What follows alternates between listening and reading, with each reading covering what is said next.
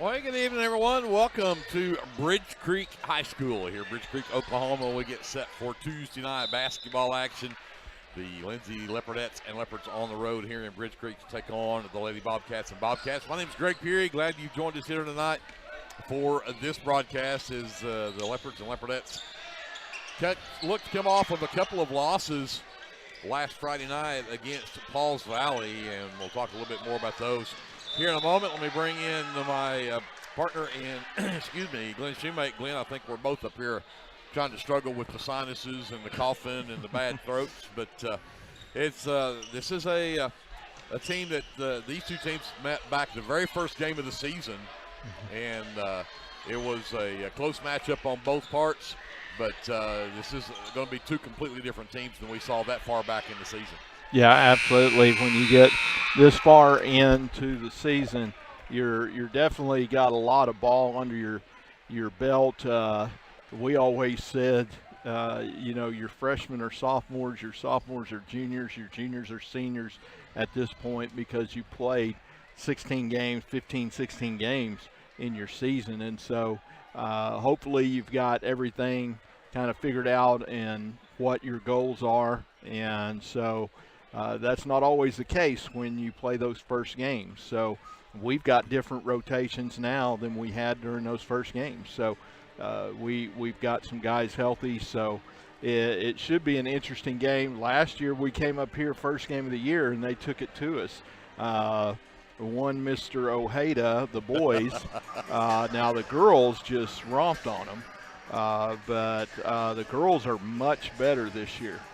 So kudos to Bridge Creek and their coach for coming out and being competitive this year. But it's a game that Lindsay expects to win, but you've also got to put those losses and some of those bad playing behind you at this point. Well, they talk about this Leopardette team lost by 3 against Pauls Valley the other night, 34-31, the final score in that game. Double figures from Maddie McGowan. She had 12. Cameron Perry had 10. Cameron had a couple of threes in the game. But this was a game that was the Leopardettes were up 5 at the end of 1. They were up 1 at halftime.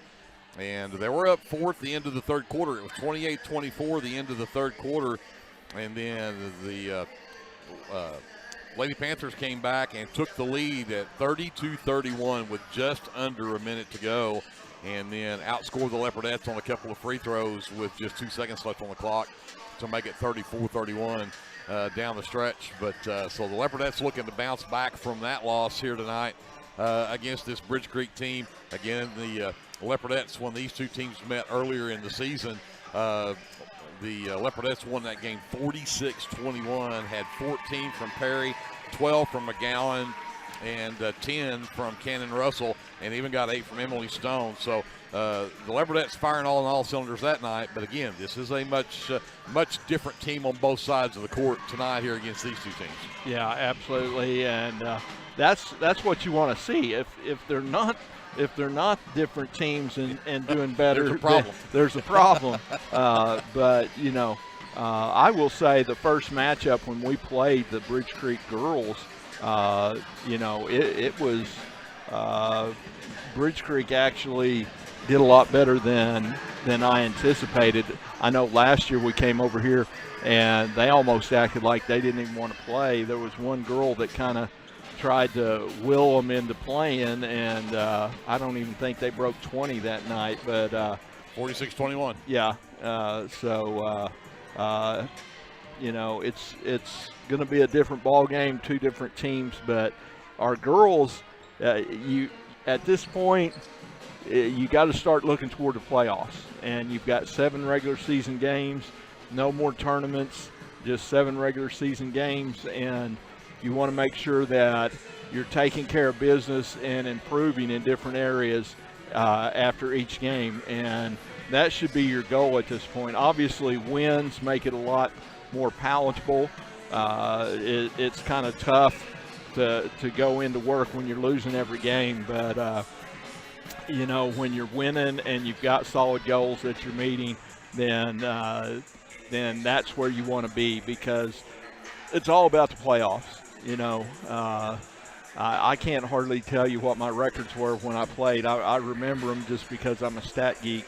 But I guarantee you, you talk to my teammates and stuff, they can tell you where they finished in the playoffs and who beat them and by how much, you know, in every sport. And so the playoffs are what you're gearing up for, and you want to be peaking at the playoffs. You don't want to be peaking in November, December. You know, the boys were playing really well.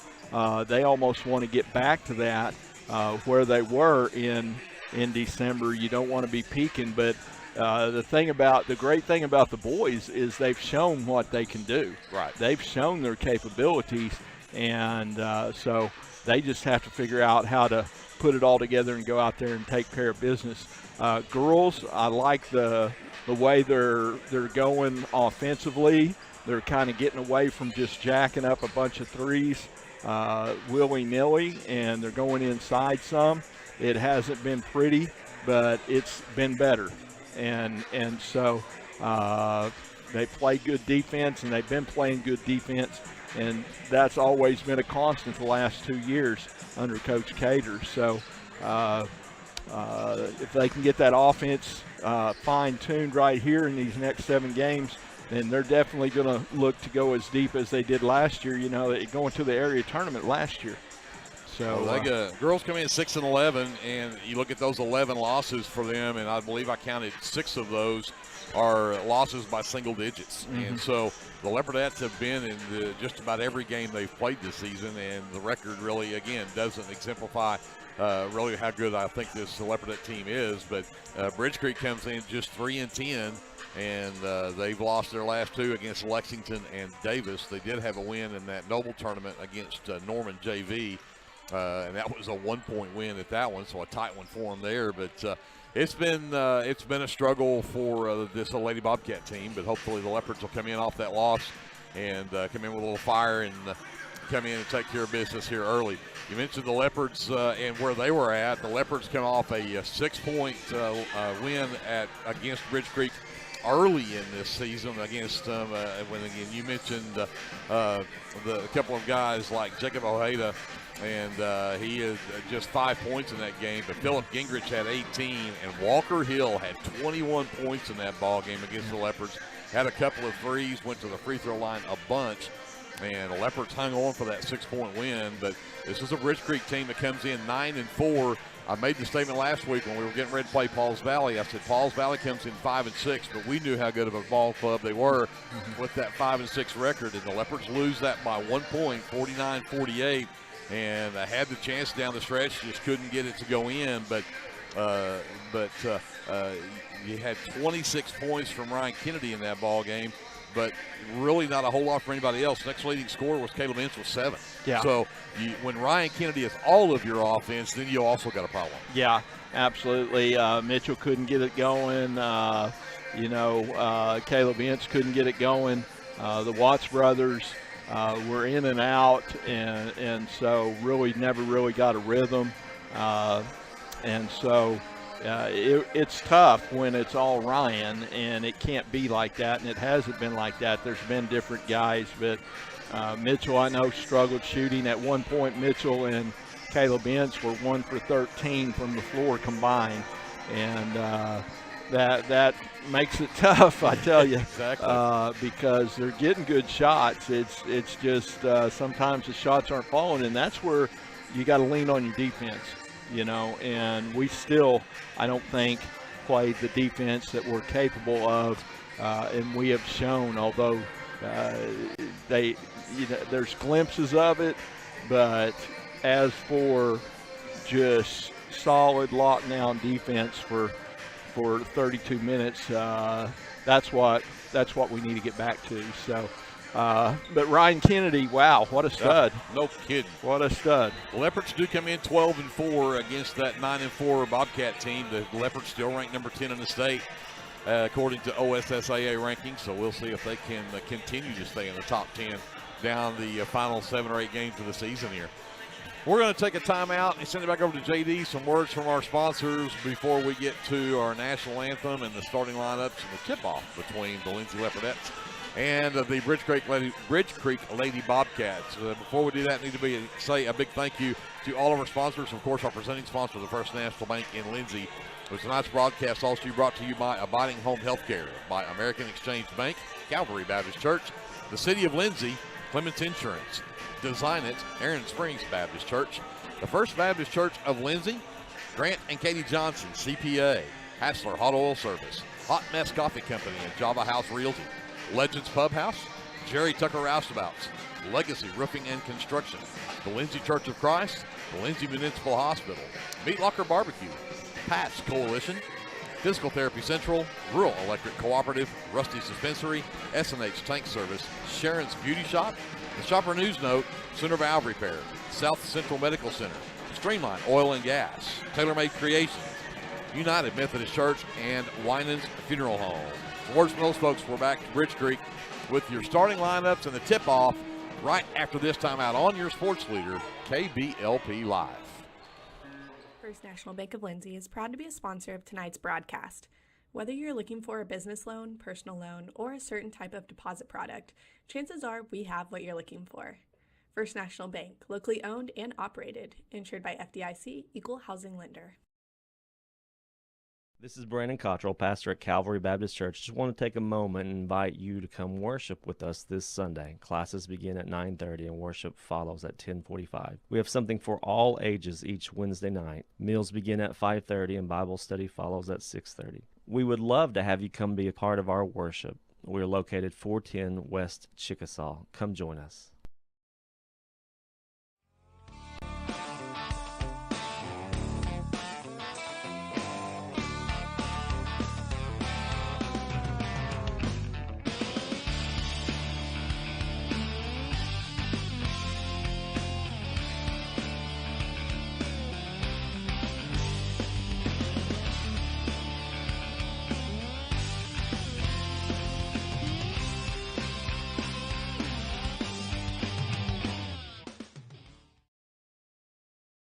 Hey, Lindsay community. My name is Christian Torres, and I am the minister for the Lindsay Church of Christ. I would like to invite you to join us for worship Sundays at 10:45 a.m.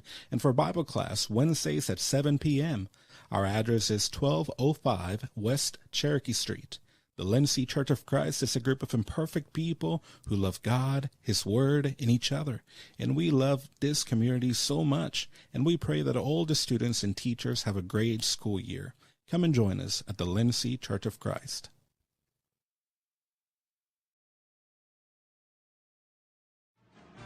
Hey Leopard fans, this is Nick Johnson from First Baptist Church Lindsay. At First Baptist Church, we are a family ministry and desire to faithfully proclaim the gospel in Lindsay and beyond. We would like to invite you to join us every Sunday for worship at 9 a.m. and Sunday school following at 10:15. Our Wednesday evening activities start with dinner at 5:50, and then we have Bible studies for children, youth, and adults starting at 6:30. First Baptist Church is proud to support the Lindsay Leopards, and we wish all of our student athletes a successful season. From all of us at First Baptist Church Lindsay, go Leopards! This is Jared Thomas from the American Exchange Bank here in Lindsay. We at the American Exchange Bank have one goal, and that is to be a great hometown community bank that offers great customer service, a friendly face, and multiple loan products to meet your short and long-term financial goals. Come by and visit us at 402 South Main at www.aebank.us or now on your phone using our new mobile feature, member FDIC and Equal Housing Lender. Are you caring for an aging parent or other loved one at home? It's important to know you're not alone. Hi, this is Connie Upton with Abiding Home Health. The people we serve have a variety of needs, of acute illnesses to individuals who require health care assistance to live independently at home. Our goal is to make a difference in the short and long-term care of each patient. For more information, visit us online at abidinghomehealth.com. Abiding Home Health, creating personal, positive changes and transformations. Tailored Creative Services is your one-stop shop for all of your creative needs. Find me on Facebook at Tailored Creative Services so we can talk about your next project.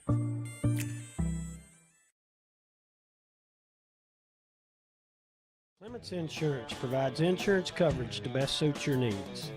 We offer auto, home, farm, life, and business policies. Come by 109 West Chickasaw or call 405-756-2253. Clements Insurance is carrying on the tradition to satisfy you. So come see me, Keith, or Beth. Go Lindsay.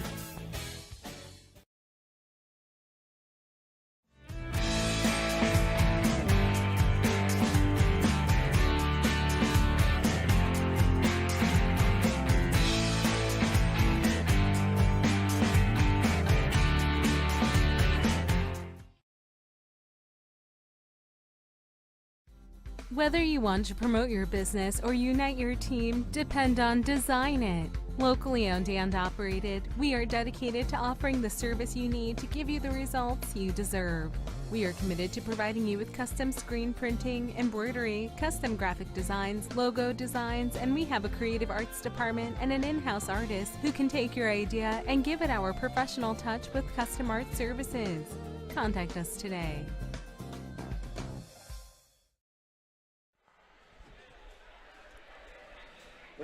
Welcome back to Bridge Creek High School. Greg Peary, Glenn Shoemake here, high above the floor.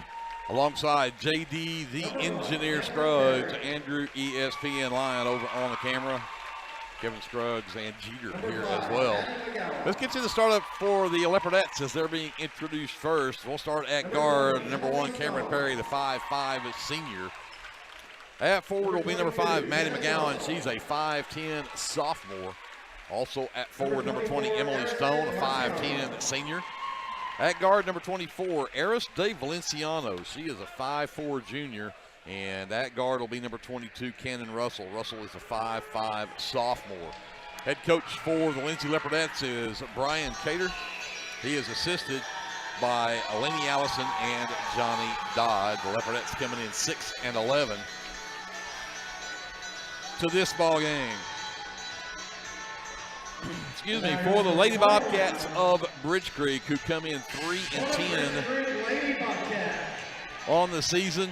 Again, a couple of losses against Lexington and Davis, so they're looking to rebound from those. Number 1 is Riley Ninman. Ninman is a senior. Number 2 is Sadie Lynn. Sadie Lynn, just a freshman.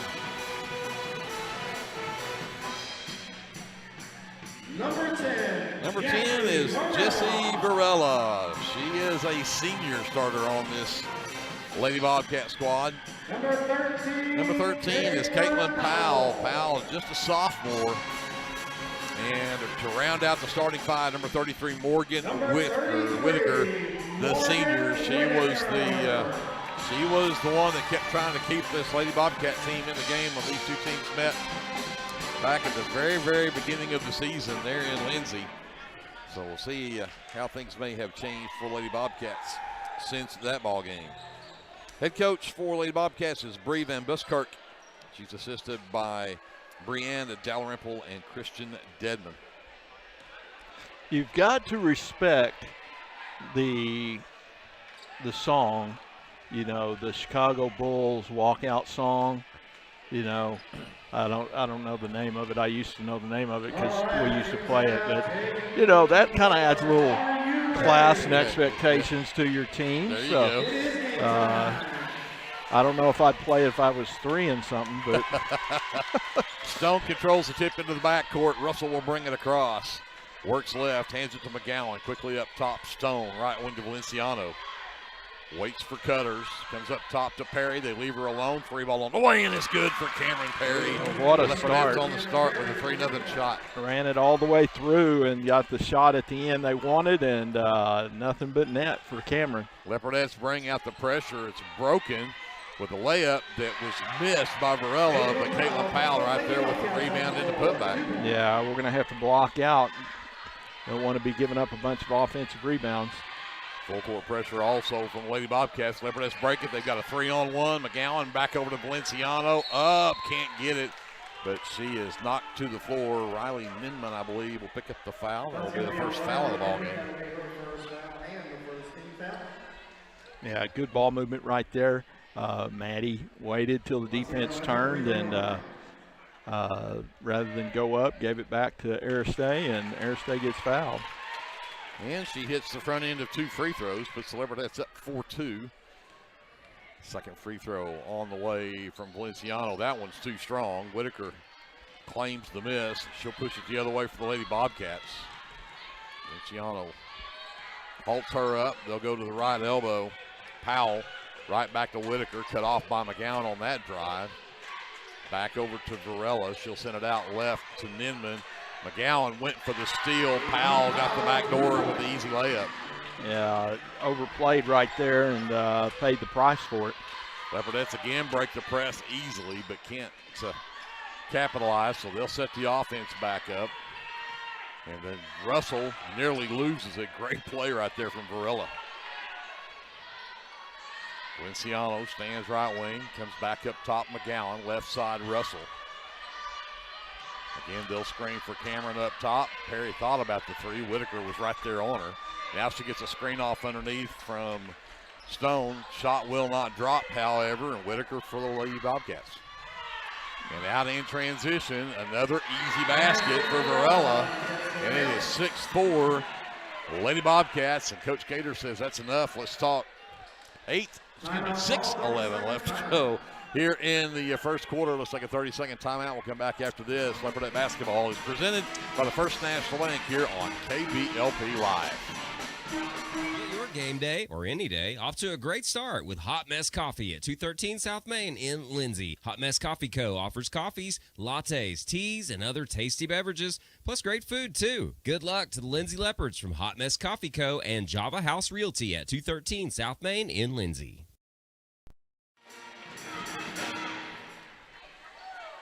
.6:11 left to go here in the first quarter. 6-4 Lady Bobcats with a 2-point lead. And again, the full court trap.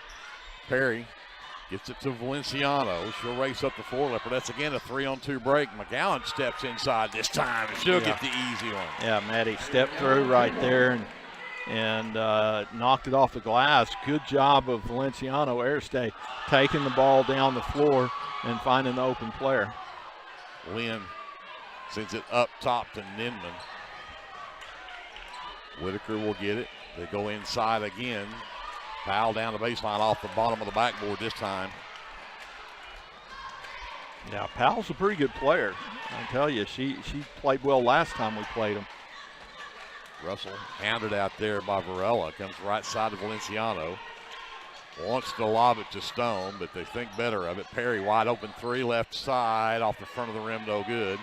And rebound by Varela is tipped out of bounds by Stone, and it'll be Lady Bobcat basketball. Tied at 6, 5:15 left to go here in the first. Yeah, Cameron usually pretty solid on those, especially when she's wide open. You could see their coach jumping up and down, yelling, "Get up, out there." Lynn to Powell at the high post. And Whitaker drives down, wild shot, and the rebound tipped. And McGowan ended up with it, but they're going to say Whitaker had a hold of it while she was on the end line. Turnover, Lady Bobcats. Leopardettes need to get past this press. Perry to Stone. Ahead to Valenciano. Drives to the elbow, sends it back out to Russell. To Perry. Back to Stone, right elbow. Out to Valenciano on the wing. Stone sets the screen. She'll hand it to Russell so they can reset. Russell looks to drive and takes a bump from Varela. Varela being aggressive out there on Cannon. Yeah, she's been putting a lot of body on her, and Cannon's handled it pretty well, but no turnover so far. But, you know, that constant pressure wears on you a lot of times. Valenciano gets the inbound, top of the key, comes back to Perry on the wing left side. Pulls it back out. Valenciano looking underneath at Stone. She's got Powell underneath. And again, a lot of contact right there. Shot deflected by Whitaker. Lynn comes away with it.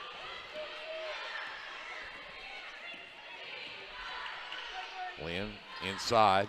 Powell tries to take Maddie to the low post. Turns back inside. Maddie, great defense right there. But nobody blocked out Varela. She came up with the miss, and the three from the right wing is an air ball. And they're going to get Emily Stone with the foul on Whitaker.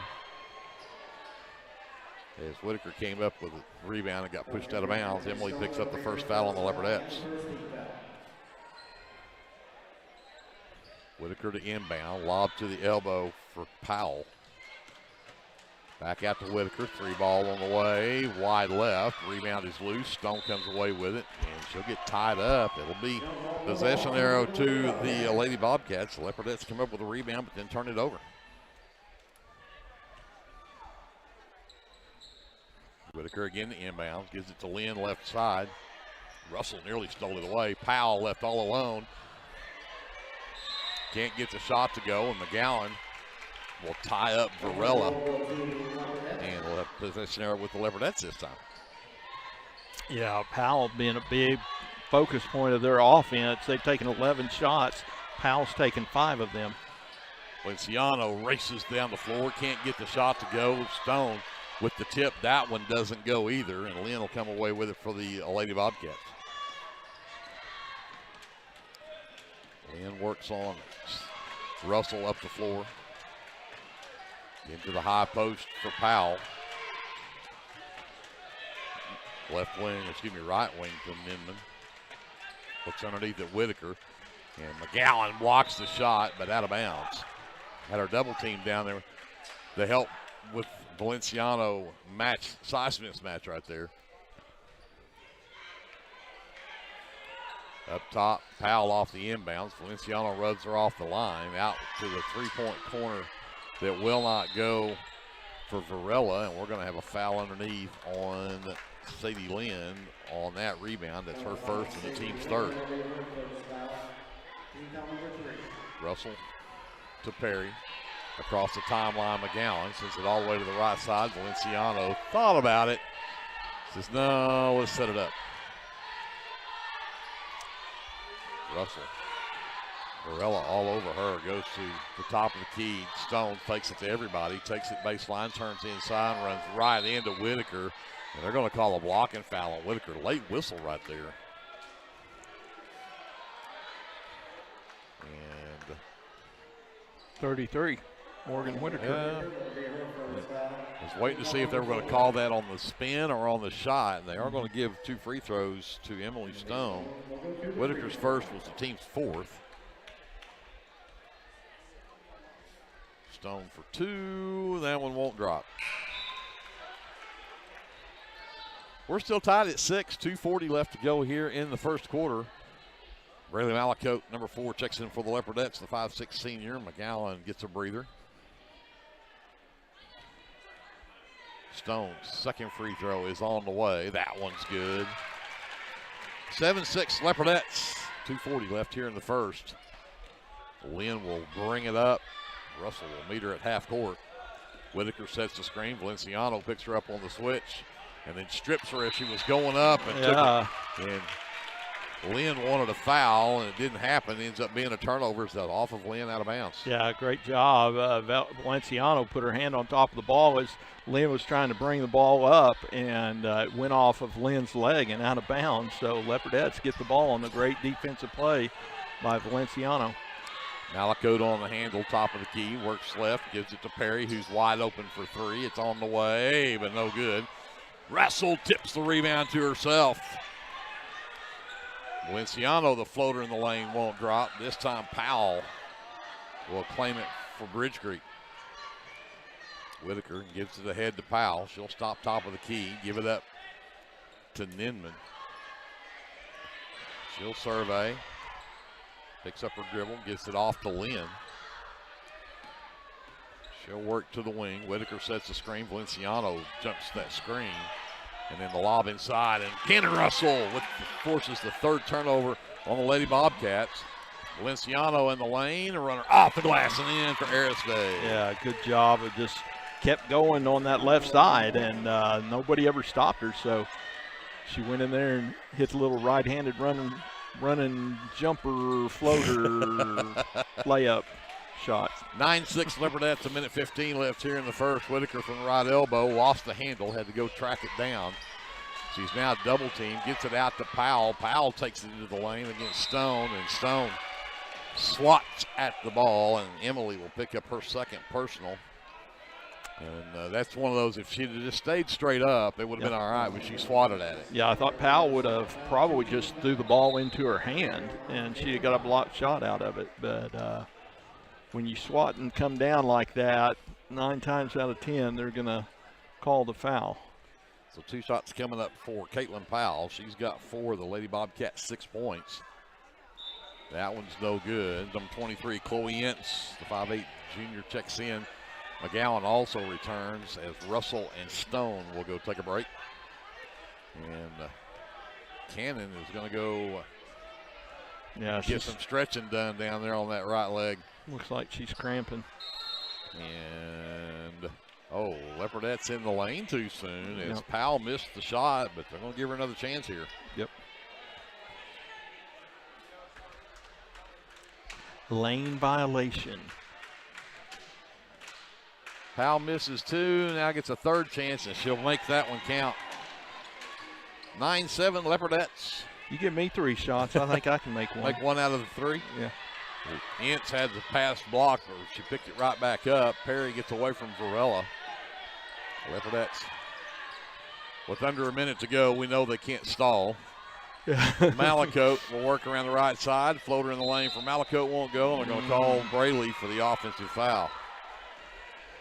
Her first, team's 3rd. Fouls on Braley Malacote. That's her first foul, 3 team fouls. Whitaker gets the inbounds with 40 seconds left to go. Malacote picks her up.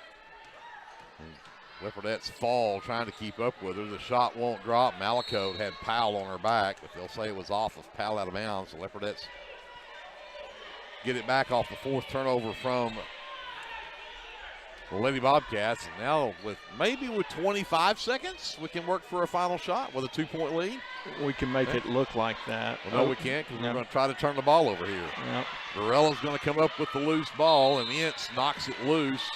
And Ince is going to pick up the foul. Chloe's first, team's 4th, and that is the 2nd turnover on the Leopardettes. Yeah, right.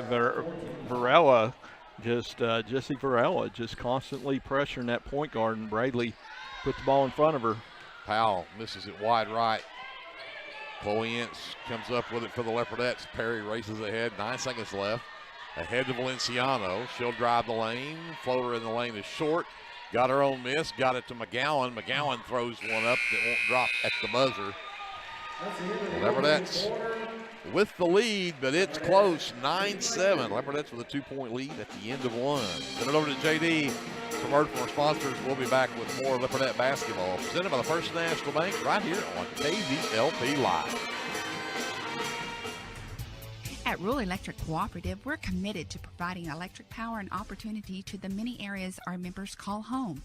That includes supporting youth programs that teach life skills and build character. With REC, you're more than a customer, you're a member owner. And that's why we're always working hard to provide you with the most dependable electric power possible. As a Touchstone Energy Cooperative, REC is dedicated to providing the best service possible and supporting the communities in our service area.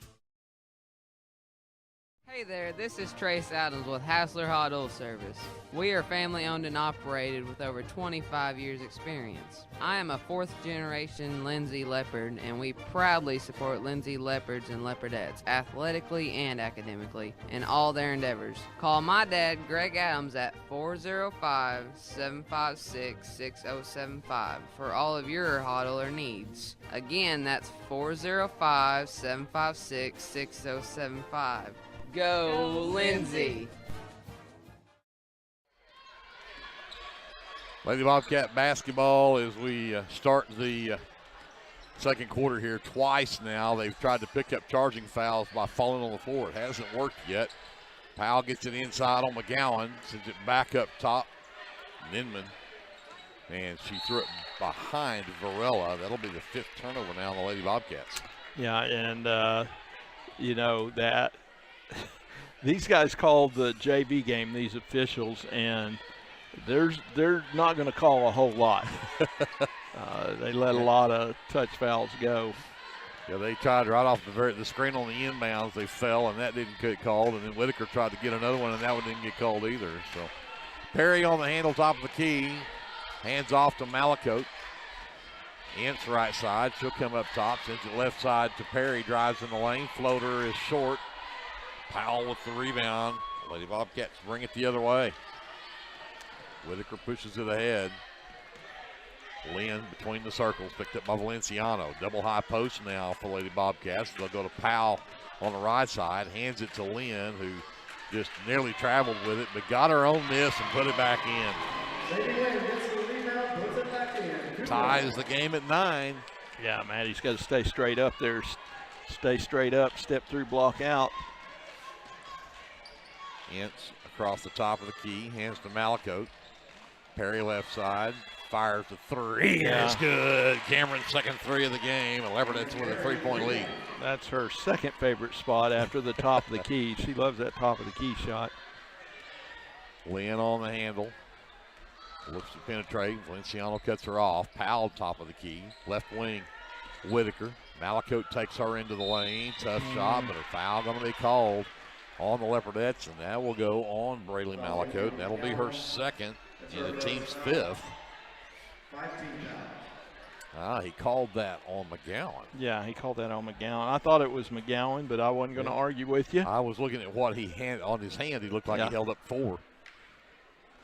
And Whitaker at the line to shoot 2. Will not get that one to go. Yeah, Maddie tried to swipe at her from the side and got a little arm. Number she 44, Lily didn't mean to. Lily Dodson, number 44, checks in for the Leopardettes. Whitaker with a second free throw attempt, and that one will not drop either, and Dodson will come away with a miss. Russell on the handle top of the key, works right, hands to Malakote, around the screen from Ince. Sets it to Perry. Left corner 3 on the way. That one rattles in. Cameron's third of the game. She's got 9. Leopardette lead is 6. 5:50 left to go here in the first half. Lynn on the handle. Left side Varela. Powell cuts through. Ince takes her to the baseline. She turns inside. Can't get there. Back out to Whitaker. Back up top. Ninman back over to Powell left side. Whitaker on the wing. Sends it out in the corner to Ninman. Powell sends it back up top to Lynn. Again, Russell kept her from penetrating in. Whitaker baseline, the reverse layup blocked by Perry, but right back into the hands of Whitaker. Varela inside Powell. Turns around on Ince, left it wide right. Ince with the miss. That's one thing I would almost bank on is if Powell gets the ball, especially once she turns to the basket, she's not going to pass that thing. Nope. She's going to shoot it. Ince top of the key. Hands back to Perry. Perry turns down to 3 this time. Malakote. Back Dodson left side. Wide open underneath Russell. Got around Varela. Can't get it to go, but she'll get the foul on Varela. Jesse Varela's second is the 15 foul on the Lady Bobcats, and Cannon Russell goes to the line. Yep. Good move by Cannon there to get inside her, and then Varela swiped at it, hit her in the head. Russell's first one on the way, too strong. In the game for Bridge Creek, number 3 is Molly Epps, the sophomore. Varela checks out with those 2 fouls. Russell, second free throw on the way. That one's perfect. Her first point of the game. 16-9, Leopardettes by 7. 4:38 left to go here in the first half. Lynn will walk it up. High post goes to Powell. And then Ince steals it away from her. Yeah, she put it over her head. And Russell in transition from Ince, got the basket. Yeah, good job of taking what they give you right there. And Powell just handed it to Ince over the back of her head, and then great transition offense. And there's Ince stepping in front and stealing it again. And again, the 2-on-1 break, and this time Chloe will get fouled and go to the free throw line. The foul will go on number 2, Sadie Lynn, her second. 16 fouls now on the Lady Bobcats, but 2 free throws coming up here for Chloe Ince. This will be the, 7th and 8th free throws for the Leopardettes here in this first half. Chloe drains the first. Leopardette lead is double digits now at 10. 19-9, and the second free throw still going for Chloe, and she get them both. 20-9, Leopardettes. 4:05 left to go. Lynn will walk it up. Picks up her dribble. And pass loose again. Chloe Ince with the loose ball. Again a 2-on-1 break. Russell gets another one. Yeah, Russell benefit of 4 points right there from good defense from Chloe Ince. 3 straight turnovers picked off by Chloe Ince. And the Leopardettes have got 6 points really quick right here. Whitaker, tough shot, can't get it to go. And Lily Dodson will claim it. Outlet for Russell. Leopardette lead is 13, their biggest of the game. Russell gets around the screen from Ince. Free throw line jumper will rattle in. And Russell with 7 in the quarter. And timeout Bridge Creek. 24-9. The Leopardettes have gone on a 15-0 run here in this quarter.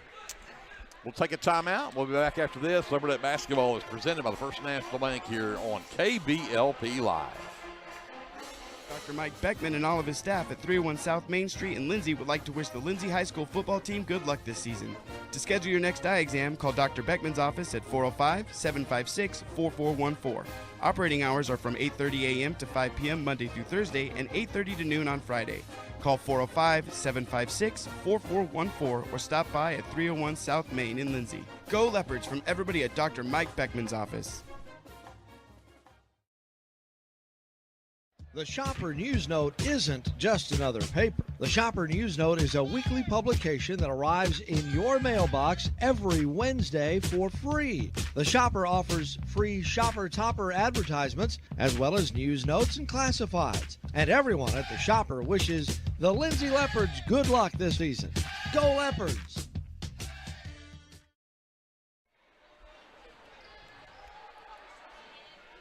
So Lady Bobcats tied the game up at 9 early in this quarter on a rebound and putback from Sadie Lynn. And since then, the Leopardettes have gone on a 15-0 run and have opened up that 15-point lead at 24-9.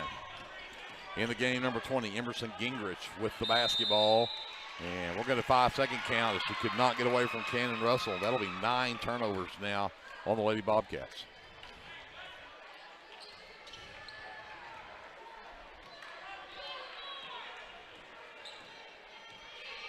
Also in the game, Molly Epps is still in. She was there at the end of that quarter. Perry, and that three rattles in and rattles back out, and then we'll get a reach in from behind on Russell, who took the worst of that. Is I think Whitaker went to step back about the time Russell went in. And that'll be first personal on Cannon, but 16 fouls, so both these teams with 16 fouls. Whitaker will walk it up. Malakote waits for her at the top of the key. Powell at the elbow, gives it right back to Whitaker. Whitaker down the lane, lays it up and in. First points of the game for Morgan Whitaker. Stops that 0 run, makes it 24-11. Ince back to Perry, left wing three from Cameron on the way. That one's off to the right, and rebound Whitaker. And then Russell tips the pass out of bounds. It'll be Lady Bobcat basketball. So Gingrich will inbound to Whitaker in the backcourt.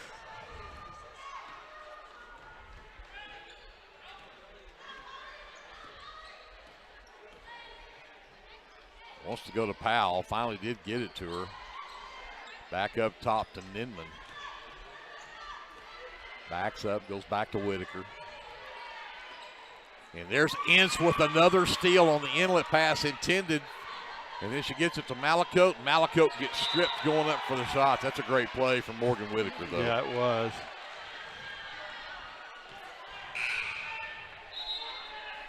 Leopardette basketball as McGowan returns for the Leopardettes. Ince, after she's forced 4 straight turnovers on the Lady Bobcats. And we got a timeout called by Coach Cater. He liked something there. Yeah, they weren't lined up. They were scrambling to get lined up. I think they were confused. Half the team was running one inbound play, and the other half was running another one. That was not going to be pretty. No, those don't work. I don't know. Every now and then they'll. You might luck out into one. Even the defense doesn't know what's going on, and it works. There you go. Well, Leopards have a 13-point lead at 24-11. Yeah, there's only so much you can do on an inbounds play, and there's about 4 major spots that you cover, and they'll lob it to McGowan, come right back out to the left corner. Cameron for 3. That one rims out, but there is Russell tipping another rebound to McGowan. Russell for 3, got it. Cannon Russell with a huge quarter. She's in double figures, and they're all from here at in the second quarter. 16-point Leopardette lead at 1:25 left to go. Whitaker, and there's McGowan trying to do the same thing Chloe's been able to do. Whitaker takes McGowan down, and McGowan gets her with her hand down low, and Morgan Whitaker is going to go back to the free throw line. Maddie McGowan's second personal. That is the 7th team foul, so for the final minute 12, the Lady Bobcats will be in the bonus. Whitaker 0 for 2 her last trip to the line, but she'll get that one to go. And Dodson checks out. Emily Stone returns for the Leopardettes.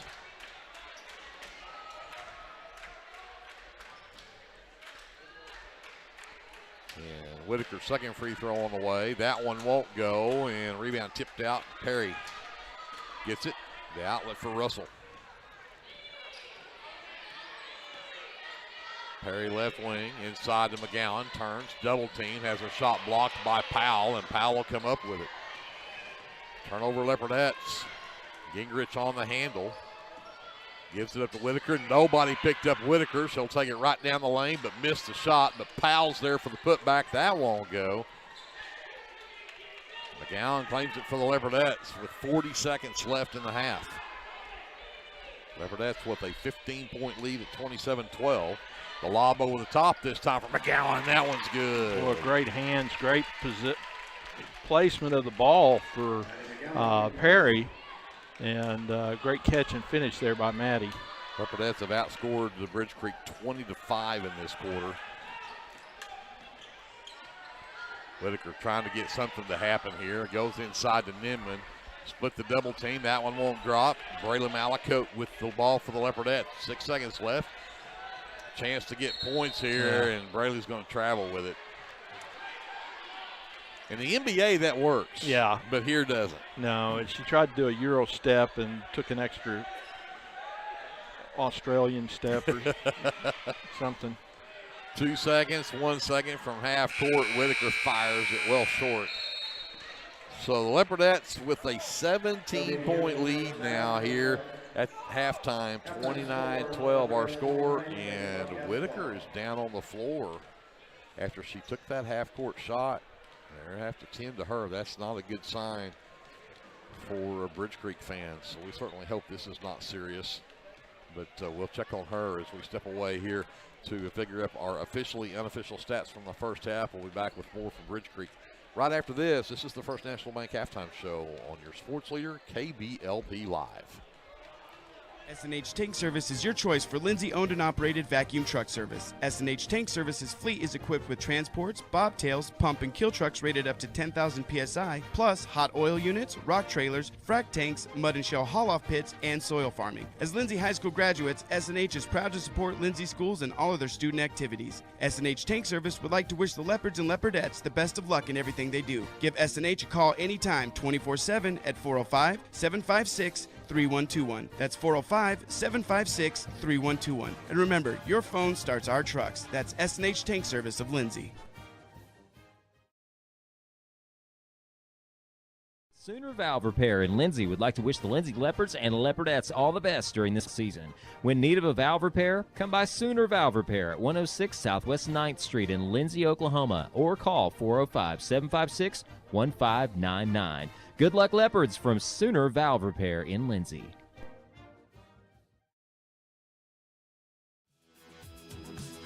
Shannon's Beauty Salon would like to wish the Leopards and Leopardettes good luck this basketball season.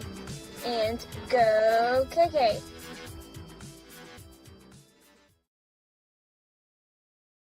Do you have your Oklahoma medical marijuana card, or do you need your card? Rusty's can help you with that. We are your local vape shop and dispensary with more than 6 years of service as a modern smoke shop. Rusty's is located 1 block north of Cherokee Street at 204 Northwest 4th Street in Lindsay, and half a mile east of I-35 at 2401 West Grant Street in Pauls Valley. Get your stash at Rusty's. First National Bank of Lindsay is proud to be a sponsor of tonight's broadcast. Whether you're looking for a business loan, personal loan, or a certain type of deposit product, chances are we have what you're looking for. First National Bank, locally owned and operated, insured by FDIC, Equal Housing Lender. This is Brandon Cottrell, pastor at Calvary Baptist Church. Just want to take a moment and invite you to come worship with us this Sunday. Classes begin at 9:30 and worship follows at 10:45. We have something for all ages each Wednesday night. Meals begin at 5:30 and Bible study follows at 6:30. We would love to have you come be a part of our worship. We're located 410 West Chickasaw. Come join us.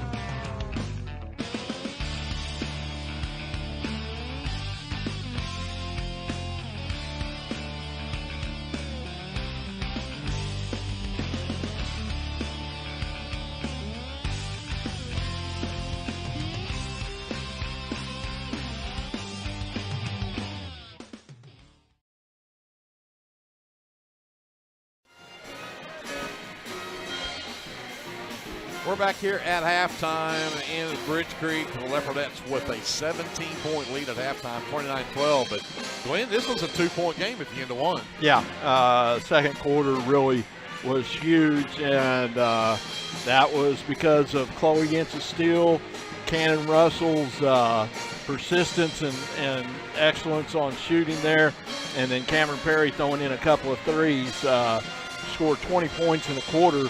That's outstanding offense, and it was started by good defense. Defense leads to offense. That's what I've always heard. Mm-hmm. So for the Lady Bobcats, who, again, just had 12 points in that first half, Caitlin Powell leads the way with 5. Morgan Whitaker has 3. And then Sadie Lynn and Jessie Varela have 2 apiece. The Lady Bobcats just 2 of 4 from the free throw line. Leopardettes are led by Cannon Russell. She had 10 points all in that second quarter, including a 3-point basket there in that quarter. 9 from Cameron Perry. She's got 3 threes in the ball game. 4 from Maddie McGowan. 3 from Eris Day Valenciano. 2 from Chloe Yentz, and a free throw from Emily Stone rounds out the scoring for the Leopardettes. They went 5 of 8 from the charity stripe there in that first half. Leopardettes are -1 on the glass, 13-12. They were out-rebounded, but they forced 10 turnovers on the Lady Bobcats there in that first half. 5 turnovers for the Leopardettes. We'll go over to Glenn, talk about some shooting numbers. Yeah, and you wonder why Bridge Creek maybe got out of that full court press that first quarter. That was giving the Leopardettes some problems, at least causing them to slow down and to get the ball down the floor. And so I'm not sure, if something's working. I'm not sure why Coach got out of it, but shooting numbers are about what you expect. Bridge Creek didn't shoot very well, and Lindsay did. So Bridge Creek 5 for 21 from 2-point range, 0 for 3 from 3-point range. They were only 2 for 6 from the free throw line for 21% from the field.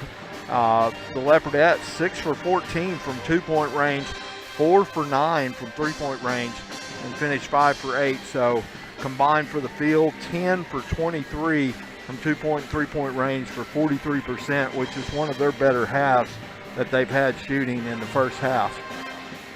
I would agree. It's the Leopardettes really turned it on there in that second quarter, and I'm like you. I'm not sure why you decide to pull out of that press. And now, granted, the Leopardettes were breaking the press pretty easily, but on the other side of that, the Lady Bobcats really gave it up when they got out of the press. So. Yeah. Well, the Leopardettes have when they get sped up, it's hard for them to slow back down. And so I think that was what was giving the Leopardettes more trouble than anything, was they were speeding up, breaking the press, and then they just really couldn't settle down and run their offense.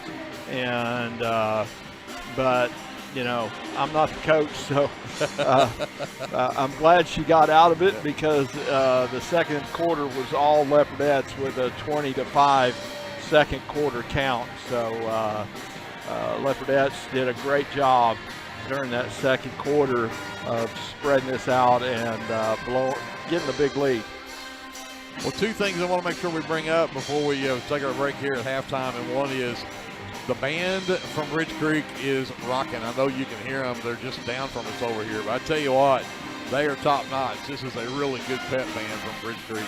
We've enjoyed listening to them here tonight. And I also want to give a big shout out to Larry Spangler, the AD up here at Bridge Creek, who made sure we had a spot to set up, made sure we had internet, did all the stuff that we needed to have up here. So a big thank you to Larry Spangler as well, and the administration here at Bridge Creek. Well, I'm not a band geek like you guys are, but I think they need more cowbell. More cowbell. More cowbell. They played that song, and yeah. I didn't hear a cowbell one. The one before it had enough cowbell in it, but yeah, that one needed more cowbell. Yeah. We're going to step aside and hear some more words from our sponsors. We'll be back with the start of the third quarter. It will be Leopardettes with the basketball when we do. Until then, this has been the First National Bank halftime show from Bridge Creek, right here on your sports leader, KBLP Live. Hey, Lindsay community. My name is Christian Torres, and I am the minister for the Lindsay Church of Christ. I would like to invite you to join us for worship Sundays at 10:45 a.m. and for Bible class Wednesdays at 7 p.m. Our address is 1205 West Cherokee Street. The Lindsay Church of Christ is a group of imperfect people who love God, His Word, and each other. And we love this community so much, and we pray that all the students and teachers have a great school year. Come and join us at the Lindsay Church of Christ.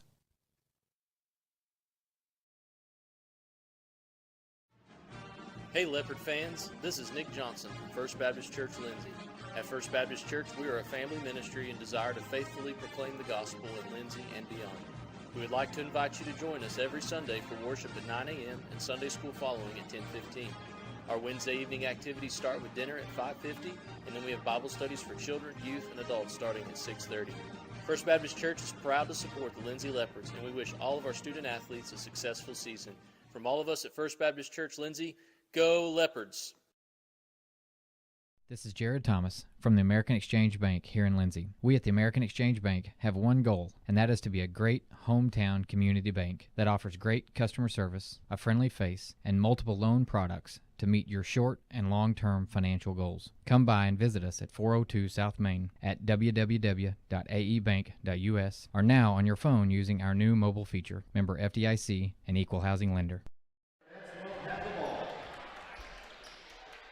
Back here to start the second half, Greg Peary, Glenn Shoemake, J.D. Scruggs, Andrew Lyon, Brianna Miller back at our studios as we get the second half underway. Leopardettes for the basketball, and they're starting five back on the floor. Perry gets it right wing and force it inside for Stone. He steps through a double team, missed it, was fouled on the way though, and that'll be free throws for Emily, and she was just 1 for 2. Her first trip, her only point in the game from the line. Bree Dawkins is in the game, gets the foul. And Emily will drain the front end of 2.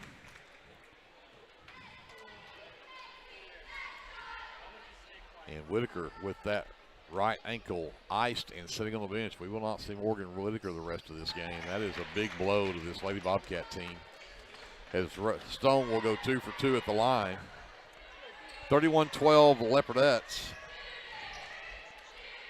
Some token pressure in the backcourt.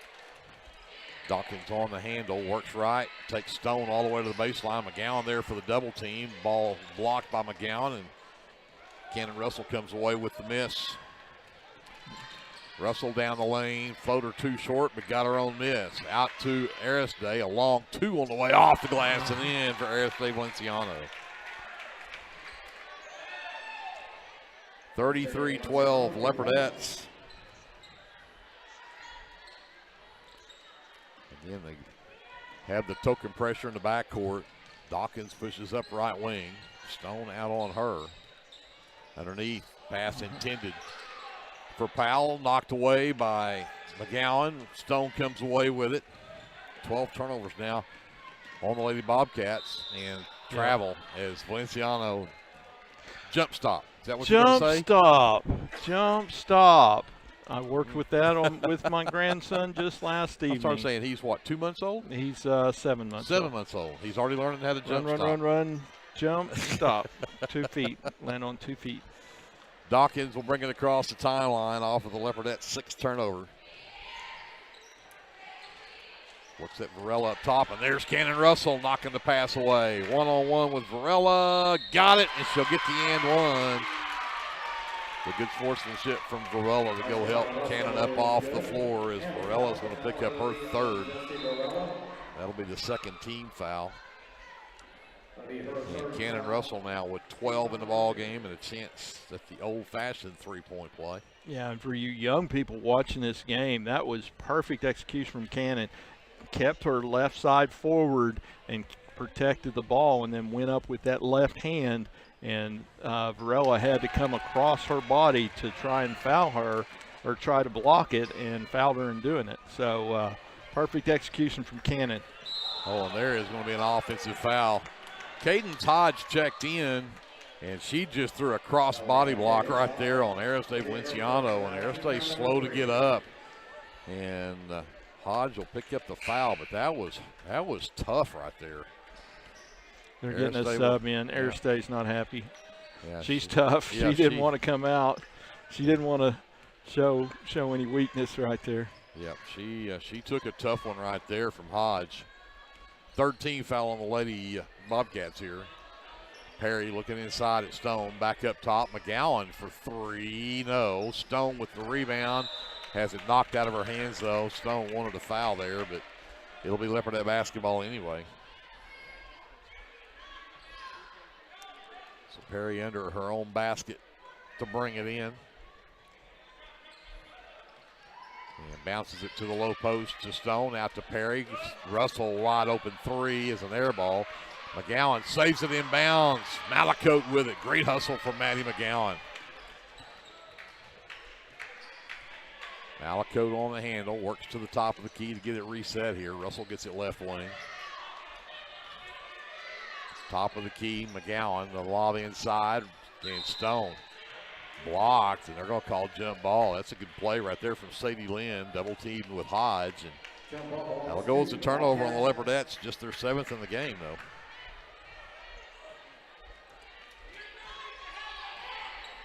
So Lynn will bring it up. Hodge comes to set the screen. Malacote jumps it, and there is McGowan knocking the ball away from Powell, and this time they're going to call the foul. Yeah, I don't know if they've called that all evening. Yeah, no, I agree. That's Maddie's 3rd. And sub into the ball game for the Leopardettes. Maddie will sit. Chloe Ince returns. Lob out to Lynn in the corner, goes baseline and traveled with it, but the Leopardettes will get the turnover regardless as Perry comes away with a loose ball. Ahead to Malacote, steps into the lane, floater will not go. Rebound to Ninman, and she goes ahead to Lynn. She'll pull back, wait for the troops, and then lost the handle on it. Perry picks it up. 3-on-1 break. Russell, left-hander. Yes, Cannon Russell with 15 in the ball game now, and it's 38-12 Leopardettes. 5:04 left to go here in the third quarter. Win all the way to the right side for Epps, down the baseline, cut off by Ince. The backdoor cut by Ninman in the lane, though. Missed it too strong, and Cameron Perry will claim it for the Leopardettes. Perry pushes ahead on Powell. Now retreats to the middle of the lane. Ince back up top to Perry on the way 3. This time it's short. And there's Cannon Russell seeking in, got the rebound, and the putback just won't drop. And this time Lynn tried to come up with it and lost it out of bounds. So Leopardettes hang on to it. 4:28 left here in the third.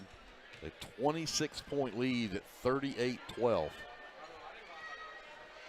Perry, lob all the way to Ince, top of the key, gives it up to Malakote to set the offense.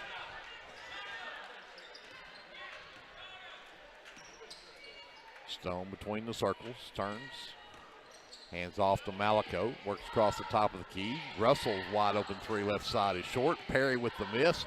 Her floater won't go, but Emily Stone can't get that one to go. And Lynn will finally come up with it, and she'll manage to get it off of Braylee Malakote out of bounds. Dodson returns for the Leopardettes, along with Valenciano. Stone and Russell will both sit.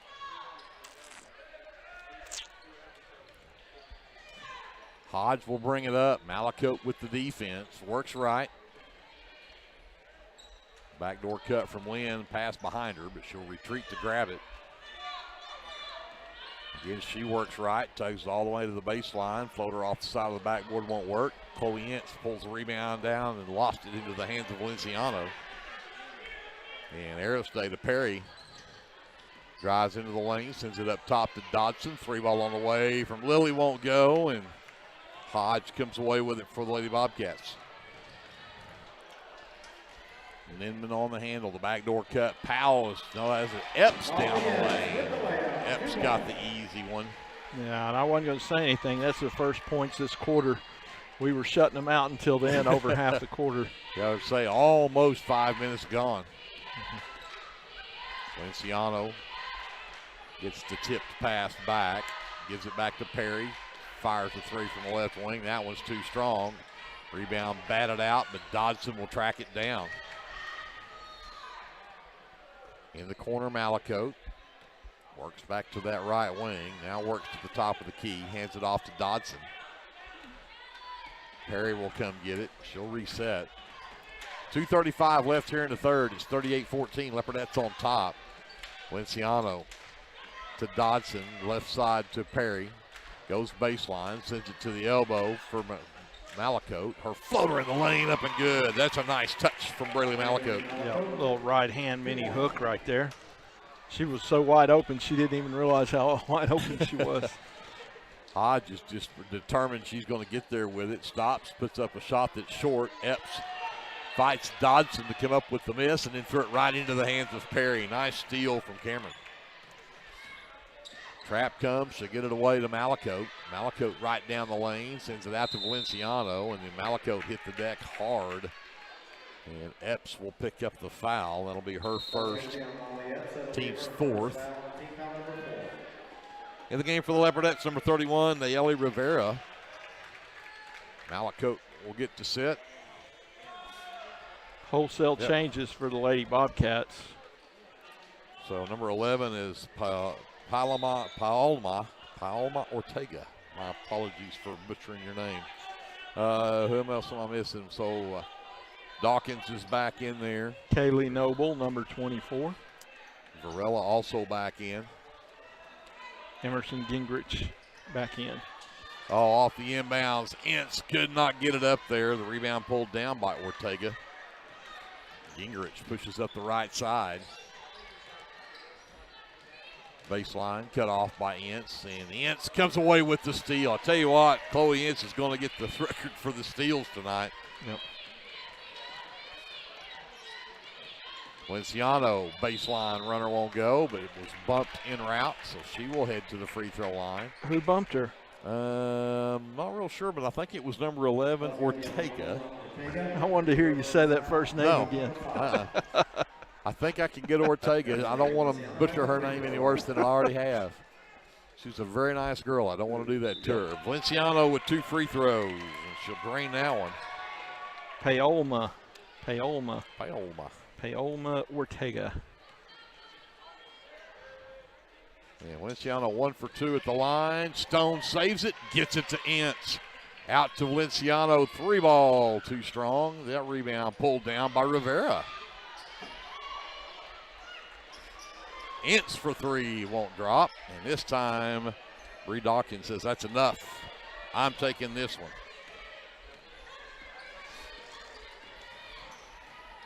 Gingrich sends it out to the left side to Noble. Hands off to Varela. The backdoor cut. Got it to Ortega, but missed the shot. But Dawkins was on the backside for the rebound and the putback. 41-16 Leopardettes. We've got 45 seconds left here in the third. Valenciano splits a double team and then lost it. Oh, they're going to say that's off of Bridge Creek.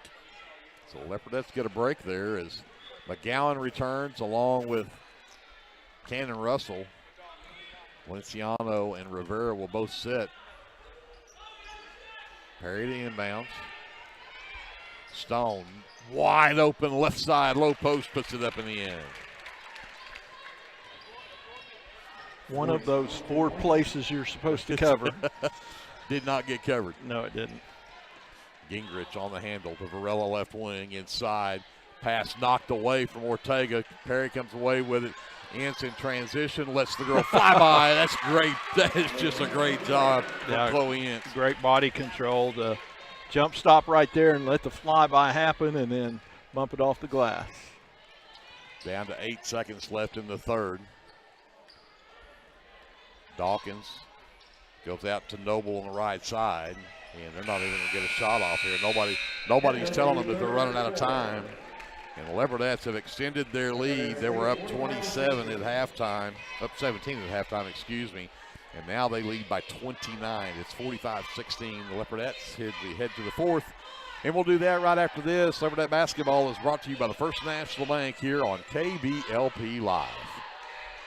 Are you caring for an aging parent or other loved one at home? It's important to know you're not alone. Hi, this is Connie Upton with Abiding Home Health. The people we serve have a variety of needs, of acute illnesses to individuals who require health care assistance to live independently at home. Our goal is to make a difference in the short and long-term care of each patient. For more information, visit us online at abidinghomehealth.com. Abiding Home Health, creating personal, positive changes and transformations.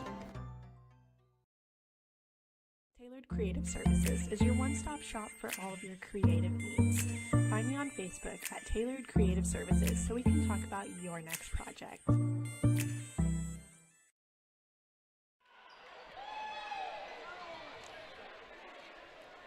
So Lady Bobcat basketball, it'll be Leopardette basketball to start. The fourth quarter, Malaco, Valenciano, and number 33 is Brooklyn Klein, the freshman who has checked in. Dodson, and who am I missing? Ince. Valenciano left wing. Gets around to Ortega. The floater in the lane from Maris Day is short. Malaco's rebound and put back won't go, and the rebound from Chloe Ince is blocked but fouled as she'll head to the free throw line. Dawkins with the foul, her second. 6th team foul, just one team foul on the Leopardettes here in this half.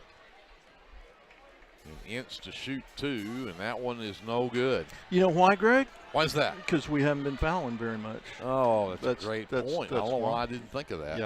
Yeah, that's why. Okay, I'll keep that in mind next time. Ince goes 0 for 2. That trip to the line, Ortega with the miss. The outlet for Noble. She'll pull it up the floor. Malaco picks her up on the wing. Noble steps into a triple team and gets fouled en route. And she'll head to the line. I think that will go on Malaco. Yep. That'll be her second. Just the second team foul, but Kaylee Noble in active shooting will get a couple here. Kaylee, she was just dribbling, going to her right, going to her left, going to her right, and then got in the lane and went up, and Bradley reached across and grabbed her arm. First free throw from Kaylee Noble is good. And she got them both. 45-18. The Leopardettes still on top.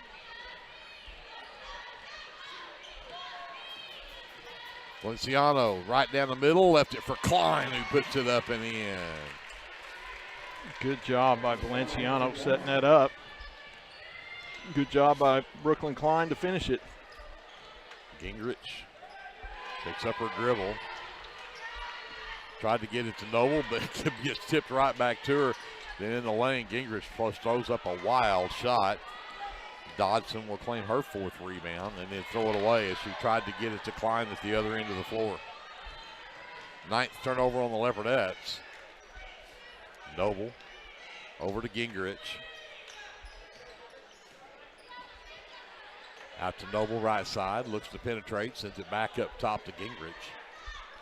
Varela had a pass go wide right of her, out of bounds, and that'll go as a turnover on the Lady Bobcats, their 19th of the game. Dodson checks out. Number 13, Jolie McReynolds, the freshman, checks in. Klein will bring it up the floor. Works around the screen from Ince, hands it off to Malakote. Gives it right back to McReynolds, right down the lane. Scoop shot, comes off the bench and goes right to the rack and lays it in. Absolutely, that's what I do. Why not? Yeah. 49-18, Leopardettes by 31 now. 6:15 left to go here in the ball game. Dawkins gets around the Ince, but Ince blocks her shot as she was headed up, and Valenciano let it go thinking it was off of Noble, but it will be Lady Bobcat basketball as Sadie Lynn will return for the Lady Bobcats. Varela will sit. We might have got away with one right there. I think Chloe might have waylaid Dawkins there.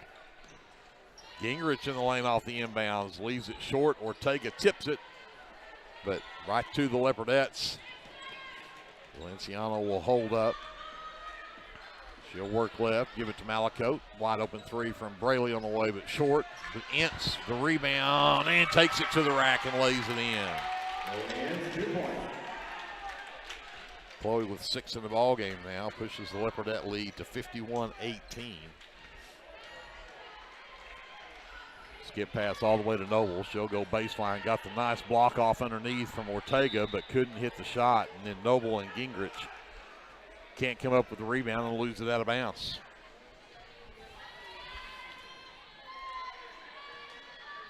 Valenciano on Ortega, headed up the floor. Works left, sends it to Klein left wing. She'll work around the screen from Ince. Klein into the lane, out to Malakote right wing. Malakote skips across. McReynolds down the baseline. Scoop shot underneath, no, but I'm going to get the reach-in foul on Sadie Lynn. Her 3rd. And 2 free throws coming up for Jolie McReynolds. And she's looked good here coming in and going to the hole. Absolutely. Being aggressive. And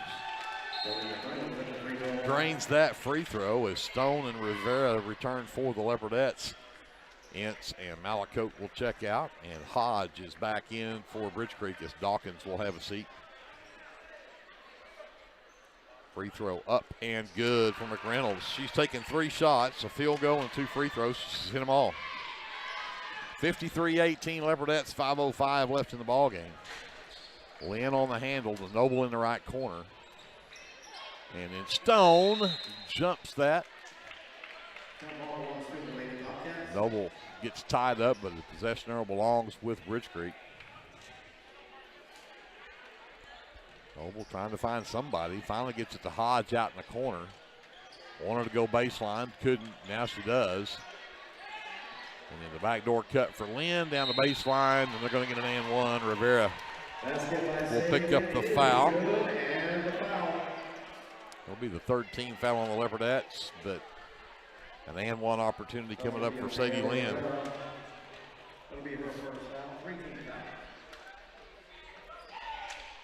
And she got it. The Bobcats are perfect from the free throw line in this half. 53-21. Leopardettes. Klein works to the right side, waits for Stone, low post right side. She'll turn around on Hodge in the lane, puts it up with the left hand, but too strong, and Reynolds comes away with the rebound. And then Klein can't finish on the runner down the lane, and Hodge will come away with a miss.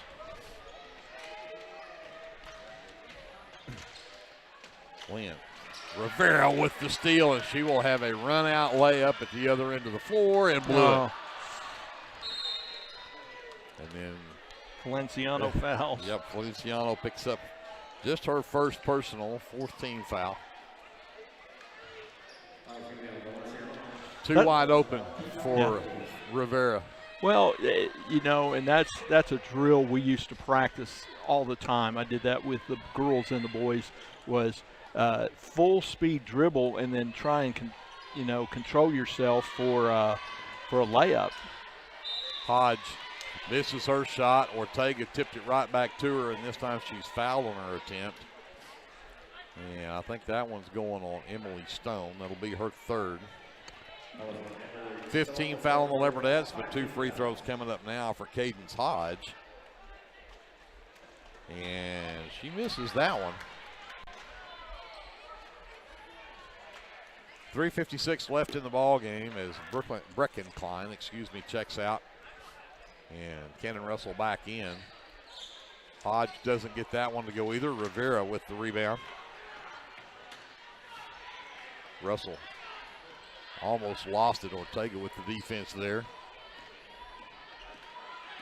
She'll work right. Handed to McReynolds. Comes back to Rivera. Back to Valenciano. The floater in the lane from Arisday is off the front of the iron. No good. Emily Stone comes away with it. It'll be a jump ball and possession arrow with the Leopardettes. Ninman returns for the Lady Bobcats. Sadie Lynn will sit. McReynolds will trigger on her own baseline for the Leopardettes. Russell gets the inbounds on the wing, comes back to McReynolds. Wide open 3 on the way. It's short. Rebound to Kaylee Noble. I fully expected that to go in. I did too. She's been hot. Noble down the baseline, cut off, and traveled with it. Great defense on the backside from Cannon Russell. Yep. Got there, got across the lane, and got set up. 22 turnovers now on the Lady Bobcats. The Leopardettes with 9. Russell will bring it up as we approach 3 minutes left in the ball game. They lead 53-21. McReynolds tried to go to Stone. It was tipped. Rivera comes away with it. Floater in the lane, up and good for Arisday Valenciano. 55-21 Leopardettes. Ninman on the handle. Gets around the screen from Hodge. Ortega inside to Noble, turns around. McReynolds is right there. She fell down, lost the basketball. Leopards get it. Russell. Out to Valenciano. Around the screen from Stone. McReynolds into the lane, steps through. A lot of contact there, and get a blocking foul called, I believe.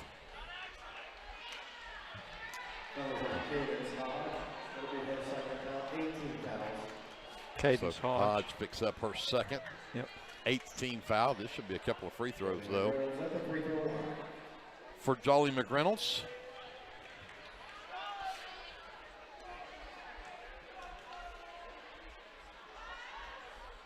And that one rattles out. Chloe Ince returns for the Leopardettes. Emily Stone will sit. And Epps is back in for Bridge Creek as Gingrich will sit. And also in for the Leopardettes, number 15, Natalie Stone, the sophomore. McReynolds, second free throw on the way. And that one will rattle in for her. 56-21 Leopardettes.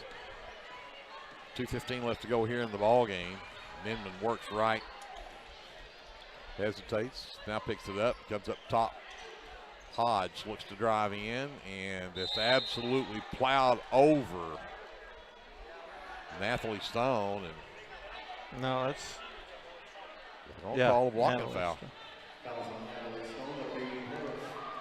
Her first, 16 fouls, but this will be 2 free throw coming up for Caden Hodge. Missed her last 2. And that one she'll miss as well. 2:06 left in the ball game. This one's been all Leopardettes since we started the second quarter. In for the Leopardettes, number 40 is Harley Hillebrand, the junior.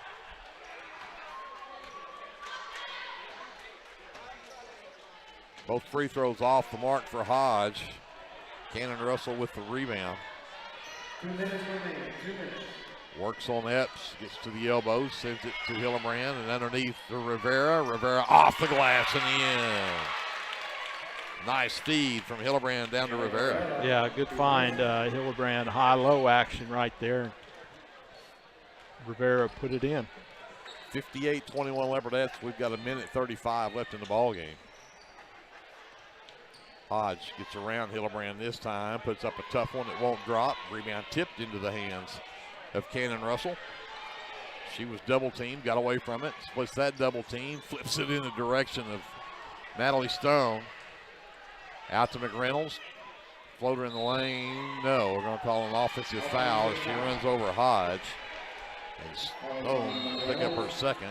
No, that's Jolie McReynolds. Is that McReynolds? Yeah. I said Stone was McReynolds. My apologies. Yeah. That's just her first, team 7th. And more subs in for the Leopardettes. Number 30 is Bree Anderson, the freshman. And also in is number 21, that is Kinley Jennings, also a freshman.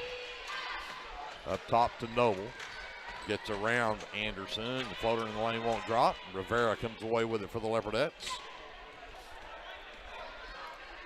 Under a minute to go now, and the Leopardettes looking to pick up their 7th win here tonight. Jennings on the handle, top of the key. Gets it over to Rivera, who lost it but retreats to grab it. The backdoor cut. The shot off the bottom of the backboard for Anderson. Hodge to Nimmin down the baseline and got it. First basket of the game for Riley Nimmin. 58-23 with 20 seconds left. And Leopardettes looking to just dribble this one out. Rivera and Nimmin not going to make it easy.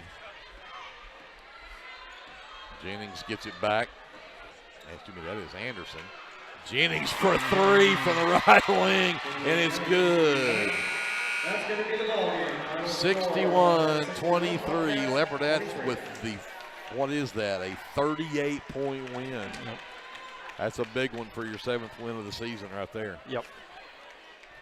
So the Leopardettes will go to 7-11 on the season, and Bridge Creek will drop to 3-11. And Glenn and I are going to figure up our official and unofficial stats from this one and get you set up for the boys' game.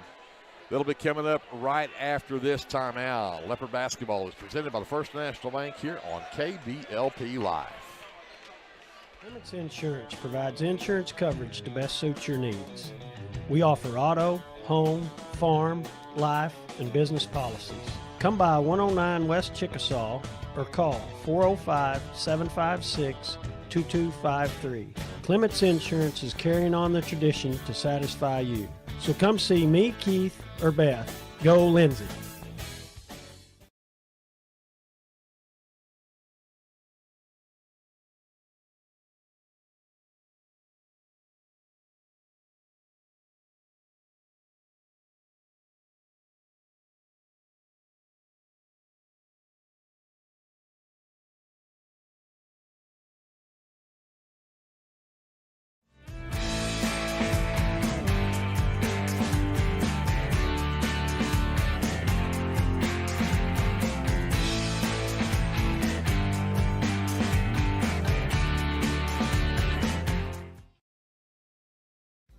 Whether you want to promote your business or unite your team, depend on Design It. Locally owned and operated, we are dedicated to offering the service you need to give you the results you deserve. We are committed to providing you with custom screen printing, embroidery, custom graphic designs, logo designs, and we have a creative arts department and an in-house artist who can take your idea and give it our professional touch with custom art services. Contact us today. With Oklahoma's weather being unpredictable, you need a trusted roofing company. At Legacy Roofing and Construction, we are proud to serve Lindsay, Oklahoma, and the surrounding areas. Call Legacy Roofing and Construction for a free estimate at 405-756-8855 or visit our website at legacy-roofing.com.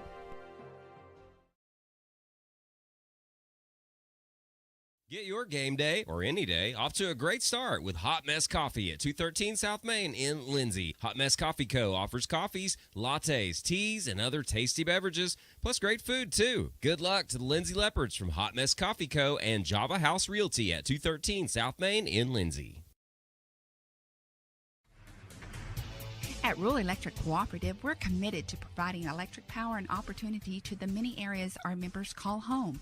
That includes supporting youth programs that teach life skills and build character. With REC, you're more than a customer, you're a member owner. And that's why we're always working hard to provide you with the most dependable electric power possible. As a Touchstone Energy cooperative, REC is dedicated to providing the best service possible and supporting the communities in our service area.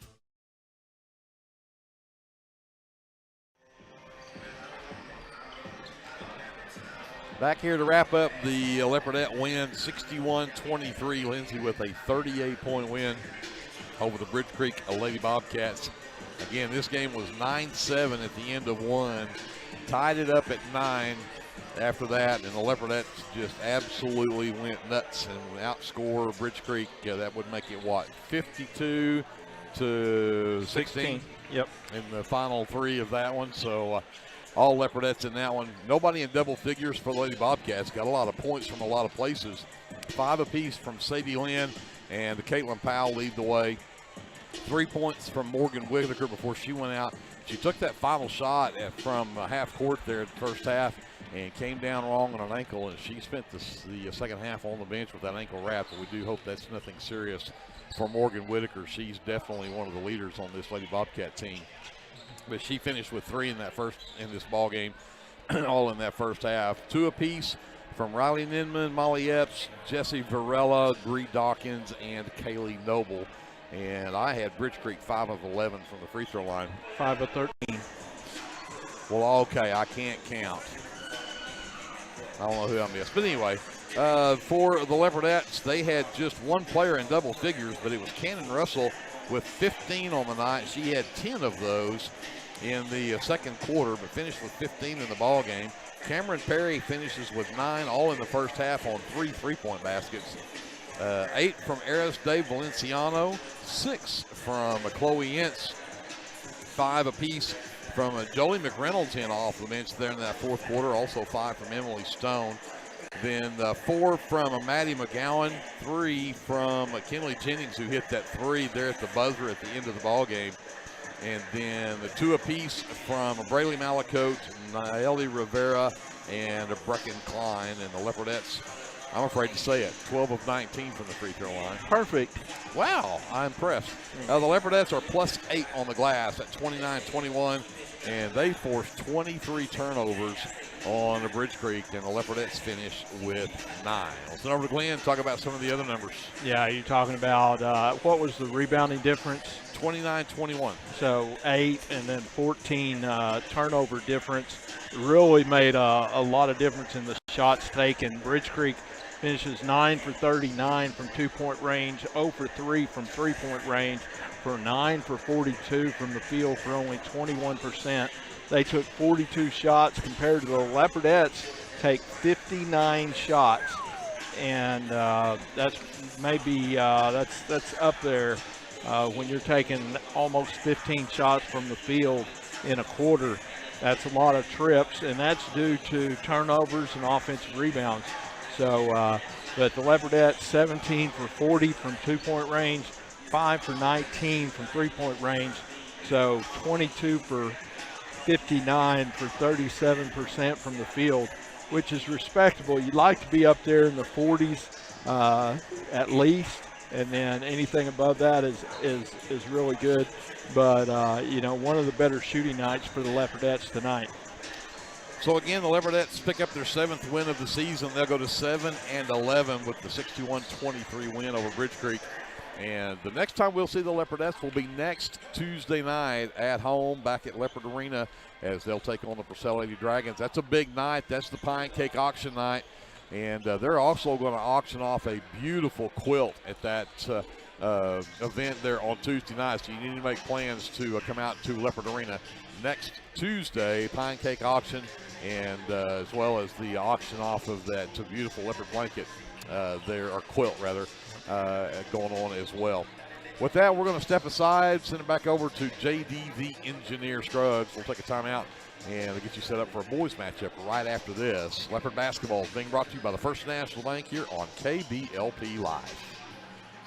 S&H Tank Service is your choice for Lindsay owned and operated vacuum truck service. S&H Tank Service's fleet is equipped with transports, bobtails, pump and kill trucks rated up to 10,000 PSI, plus hot oil units, rock trailers, frac tanks, mud and shell haul-off pits, and soil farming. As Lindsay High School graduates, S&H is proud to support Lindsay schools and all of their student activities. S&H Tank Service would like to wish the Leopards and Leopardettes the best of luck in everything they do. Give S&H a call anytime, 24/7 at 405-756-3121. That's 405-756-3121. And remember, your phone starts our trucks. That's S&H Tank Service of Lindsay. The Shopper News Note isn't just another paper. The Shopper News Note is a weekly publication that arrives in your mailbox every Wednesday for free. The Shopper offers free Shopper Topper advertisements as well as news notes and classifieds. And everyone at the Shopper wishes the Lindsay Leopards good luck this season. Go Leopards! Sooner Valve Repair in Lindsay would like to wish the Lindsay Leopards and Leopardettes all the best during this season. When in need of a valve repair, come by Sooner Valve Repair at 106 Southwest 9th Street in Lindsay, Oklahoma, or call 405-756-1599. Good luck, Leopards, from Sooner Valve Repair in Lindsay.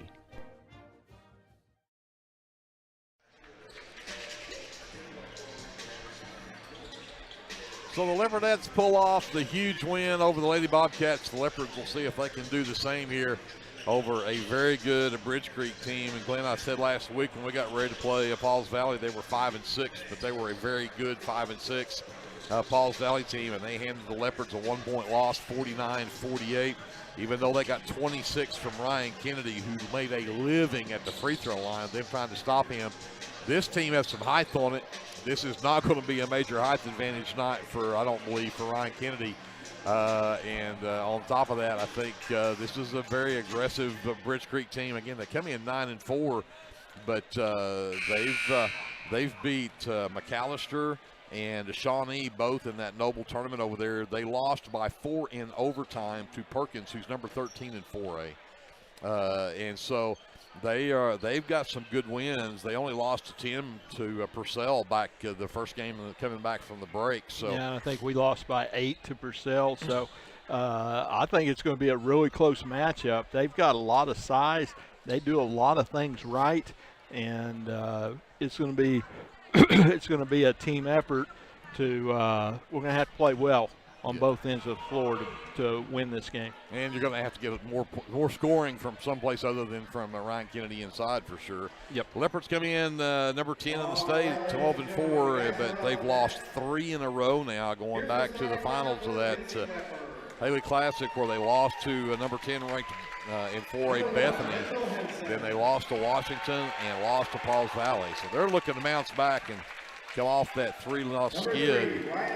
Let's get you the starters for this Leopard team since they're being introduced first. That'll be number 1 at guard, Mitchell Henson, the 5'10" senior. Number 3 at forward will be Ryan Kennedy, the 6'6" senior. Number 23 is Caleb Ince. He's a 6-foot senior. Number 24 is Andon Register. Register is a 6'3" senior. And to round out starting 5, number 33, Jaden Watts. He's a 6-foot tall senior. The head coach for the Lindsay Leopards is David Davidson.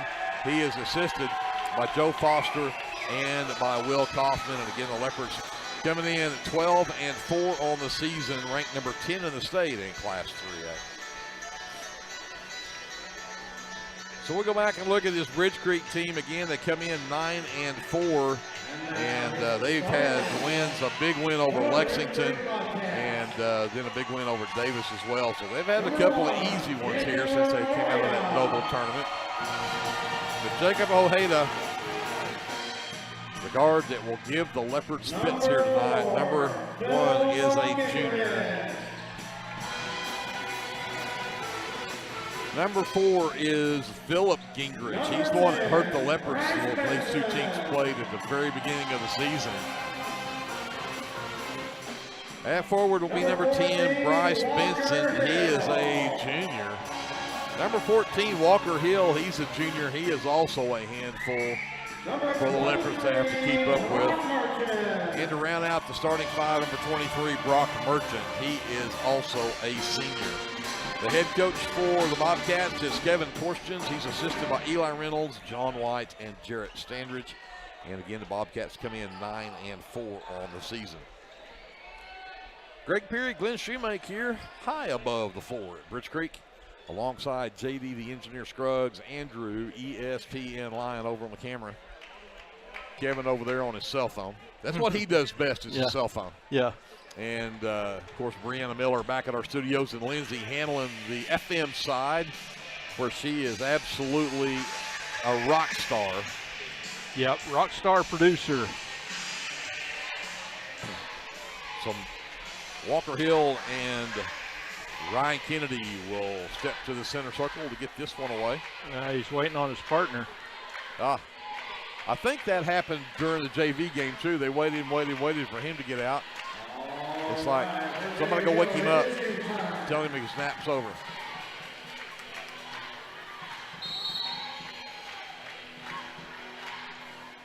Kennedy controls the tip, and Watts will hand it off to Henson to get things underway.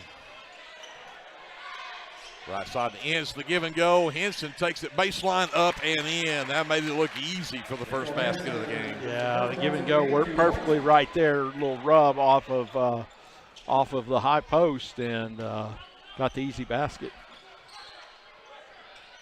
This is Hill down the baseline, cut off by Register. Rebound is loose on the floor. Kennedy comes away with it. 2-on-2 break. Kennedy gets pushed out. They'll have to pull it back out. Watts gives it up to Henson to reset. Left side, Ince up to Register. The lob inside, and they'll get a foul underneath as Bryce Benson just pulled Kennedy to the floor. His first, team's first. And they've got two guys over there on the bench that are ready to come in when Benson picks up his third to try and contain Mr. Ryan Kennedy. Henson. The lob on, they tried to go out and cut the back door. Ince wide open three left wing. Can't get it to drop. Rebound Merchant. And the outlet for Hill as he pushes it up the floor right down the middle of the lane. Lays it up and got it. Kennedy smart enough not to pick up that foul right there. Let him have that one. Yeah, made it a tough shot though. He had to reach back and spin it to get it off the backboard and in. So at least he made him a tough shot. Henson with it right wing, up top to Jayden, up on the left side to Caleb. Ince sends it back to Henson. Register over to Jayden, back up top to Ince, right through his hands, but he'll hand it off to Henson. Back over to Jayden. Up top, Register. Leopards doing a good job of working it around here. Oh, and with Jayden had come on across, he'd have been more wide open. Ince thought about it. Comes back to Henson, top of the key. He'll get to the elbow. No look pass to Register down the baseline for Andon. No. And then Kennedy stripped as he went up. And then going the other way. Hill with it baseline. Nearly lost it. And then Henson will steal it back. Henson one-on-one with Ojeda and the reverse layup. And they're going to wave it off. And they're going to say Kennedy, I think it would have gone in anyway. And Ryan went up and pushed it on through. And cost Henson a basket.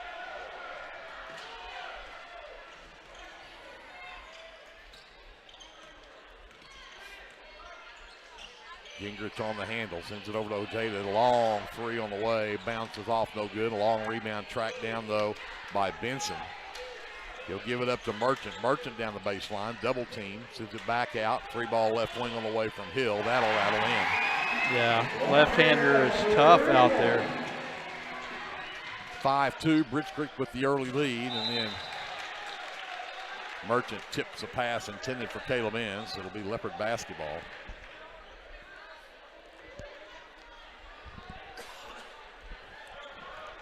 Kennedy the inbounds. Henson races up the floor against Gingrich, takes him baseline. No look pass to Ince in the left corner. Three ball on the way. No. Henson at the free throw line with the rebound and the jumper up and in for Mitchell Henson. He pulls the Leopards back within one. Yeah, Henson's on fire tonight so far. Ojeda down the baseline, a floater up and good for Jacob Ojeda. Ojeda, my apologies. Yep. We got to keep them out of the lane. They're just getting to the lane on us. Leopards break the press easily, get it out to Henson right wing, and he's going to get called for the travel. He raced past Gingrich, but third turnover now on the Leopards. 7-4 Bridge Creek, 4:48 left to go here in the first quarter. Ojeda will bring it up.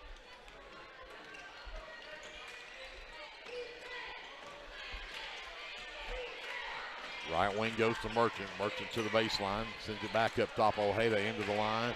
Floats it down underneath to Benson. Back out, work it around. 3-ball, no. Henson right there to tip it. Jaden Watts comes away with it. Underneath Kennedy baseline left side. He'll back it back out on Benson.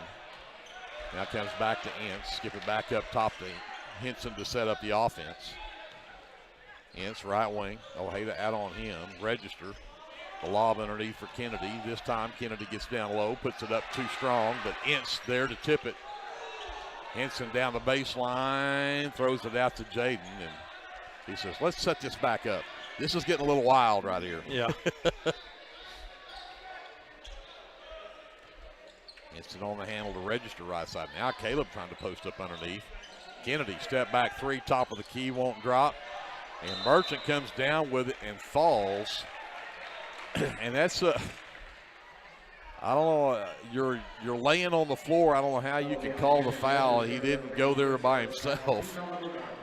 But they're going to get the foul on Andon Register right there. It's the first foul of the game.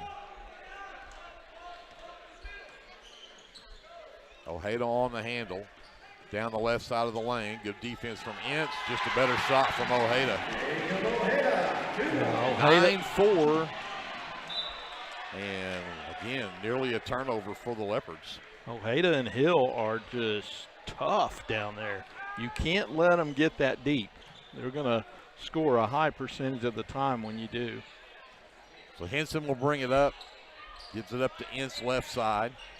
Comes out to Register, who was fast. I'd say, surely you're going to call that. Walker Hill picks up his first and the team's second. And checking in for Bridge Creek will be number 21, Grayson Robertson, the junior. Yeah. Vincent will get a breather. He's one of the guys that, one of the two on the bench that will rotate in on Ryan Kennedy. Ince gets it again left wing. Skip it up top to Jaden. Back to Henson left side. He'll go baseline, cut off. Now comes back in. Nice step through underneath for Henson, and Henson's got 6 of the Leopards' 6 points. Yeah, that'd be all of them. That would be all of them. Ojeda down the baseline, and they're going to call the travel on Gingrich as he shuffled his feet on the drive. So Leopards get it back, looking to cut into that 3-point lead. 2:48 left to go here in the first. Henson will walk it up. Ince left side. Back to Henson left corner. Gets the screen from Register, the give and go. Register takes it down. Absolutely. Yeah. I was fixing to say. Yeah. They haven't called a whole lot, but boy, when they grab your arms and pull them down, they better be calling that. Robertson picks up his first, team's third, and that'll send Andon Register for the line for 2. And Andon will drain the front end. Pulls the Leopards within 2. Can make it a 1-point game if he can get this one to go. And headed to the scorer's table for the Leopards will be number 10, Ty Ferguson, the 5'7" senior. But Register can't hit the free throw, so he'll have to wait. Hill pushes it up left side, gets back out into the corner. Robertson on the wing, skip pass all the way to the right side for Gingrich. He'll fire the 3 from there. That's an air ball. Register ahead to Kennedy. Spin move in the lane for Ryan, lays it up and in. Yeah, that gets Ryan going right there. The other way, Ojeda, left wing, gets the screen from Robertson. Gets into the lane, hesitates. Turn around jumper just because he got in deep and didn't even they're going to block. Oh, I called it a block. And that's a case where if you don't know, grab it. I mean, we had plenty of opportunity to grab it. We could have just grabbed that there, exactly. Yeah. Plenty of opportunity to grab that. So Ferguson will get in along with Bryson Watts for the Leopards as Jaden and the Ints will both sit. Inbounds comes to Merchant out in the corner. Ojeda top of the key. Bryson Watts runs him off the line. Now he'll back up, take it baseline, shoots it off the glass and in. Ojeda 6 points now, and he takes it back to a 4-point Bridge Creek lead. We have 1:35 left to go here in the first. Bryson down the baseline, stops, sends it out to Kennedy left corner. Ferguson left side three, no, and it registered a nice block out, got the miss, puts up, will not go. And then a rebound pulled down by Hill. Merchant on Ferguson, and Bryson comes over to help. Nice defense there from Bryson Watts. Yep, Ty Ferguson kind of cut him off, and Bryson kind of finished him off. So Leopards with the basketball, down by 2. Kennedy over on that right side, comes back to Ferguson. Quickly to Henson, got in the lane, lost it, and it'll go out of bounds and be Leopard basketball. And in for the Bobcats, number 11, Dax Glenn, just a freshman. And so Bryson Watts will trigger on the baseline for the Leopards as soon as Andon gets his shoe tied. 56 seconds left. Leopards down by 2 with the basketball.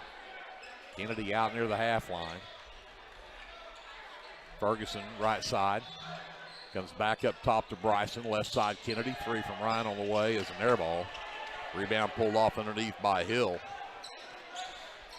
He'll push it up. Andon will go out and meet him over on that wing. Spin move from Hill. Double teamed. Out to the freshman in the corner. His 3 is off the mark. Kennedy with the rebound. So Houston will push it up with 25 left. The Leopards will look for a final shot here to see if they can tie this game up here or maybe take it with lead with a long one here at the end of the quarter. Ojeda out on Henson, going to make it tough. Ferguson. And threw it away. Ojeda with the basketball with 5 seconds, and then Henson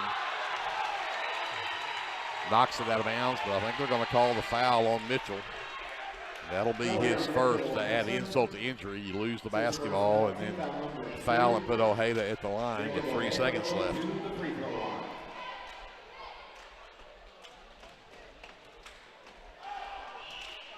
And Ojeda will drain that one.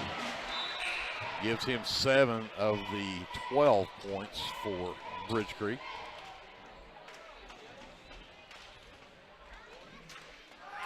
Ojeda's second one on the way, and that one will drop in as well.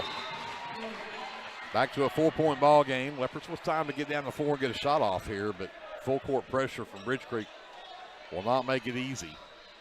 Kennedy the inbounds. To Ferguson, back to Kennedy, 3/4 court shot on the way. It won't go, and the Leopards find themselves down by 4 at the end of one. 13-9, and Bridge Creek on top. Back over to JD, some words from sponsors. We're back with the second quarter. After this, timeout. Leopard basketball brought to you by the First National Bank on KBLP Live. Sharon's Beauty Salon would like to wish the Leopards and Leopardettes good luck this basketball season. And go KK!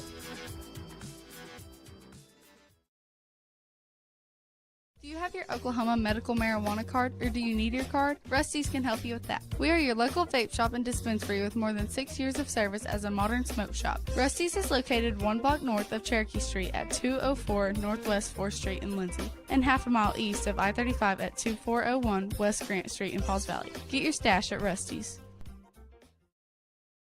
First National Bank of Lindsay is proud to be a sponsor of tonight's broadcast. Whether you're looking for a business loan, personal loan, or a certain type of deposit product, chances are we have what you're looking for.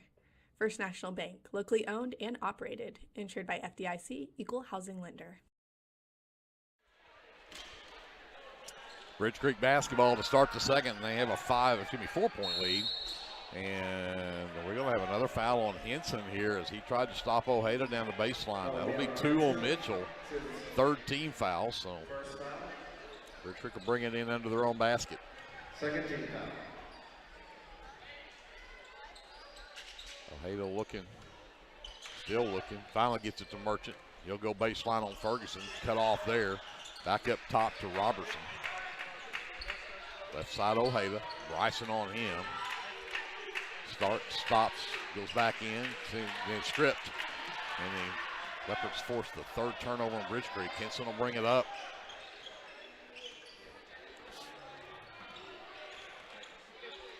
Ferguson pops out left side. Ince at the elbow. Out to Bryson, over to Henson. They'll try it again. This time Kennedy wanted it, but it's knocked out of bounds by Robertson. It'll be Leopard basketball. And the official headed to the scorer's table for some reason. He was checking to make sure that that was the right call. No, I don't know. I don't know. So Kennedy will inbound in front of the Bridge Creek bench. And into the backcourt, Henson will go track it down. Leopards down by 4. 7:15 left here in the first half. Henson works left, comes back up top to Bryson. Kennedy at the elbow, hands it right back to Watts, who gets rejected by Ojeda, but it'll go out of bounds off of Ojeda. It'll be Leopard basketball. Nice play. That's just a great defensive play by Ojeda. Yeah, he's so long and athletic. Henson off the inbounds, baseline right side. Hesitates, takes it around Merchant, sends it out to Kennedy to Bryson Watts. 3 from the left corner for Bryson, up and in. That was a big shot from Bryson here early in the 2nd quarter. And there's Ojeda right down the lane and got the roll. He's in double figures already with 10. And there's Kennedy in transition, but can't get it to go, and he'll get fouled. So Ryan Kennedy will go to the free throw line, and that'll go on Robertson. That's his 2nd. Corsten's not happy with the call. So Kennedy goes to the line to shoot 2. This will be the 3rd and 4th free throws for the Leopards. And Ryan gets a kind roll off of that one for his 3rd point.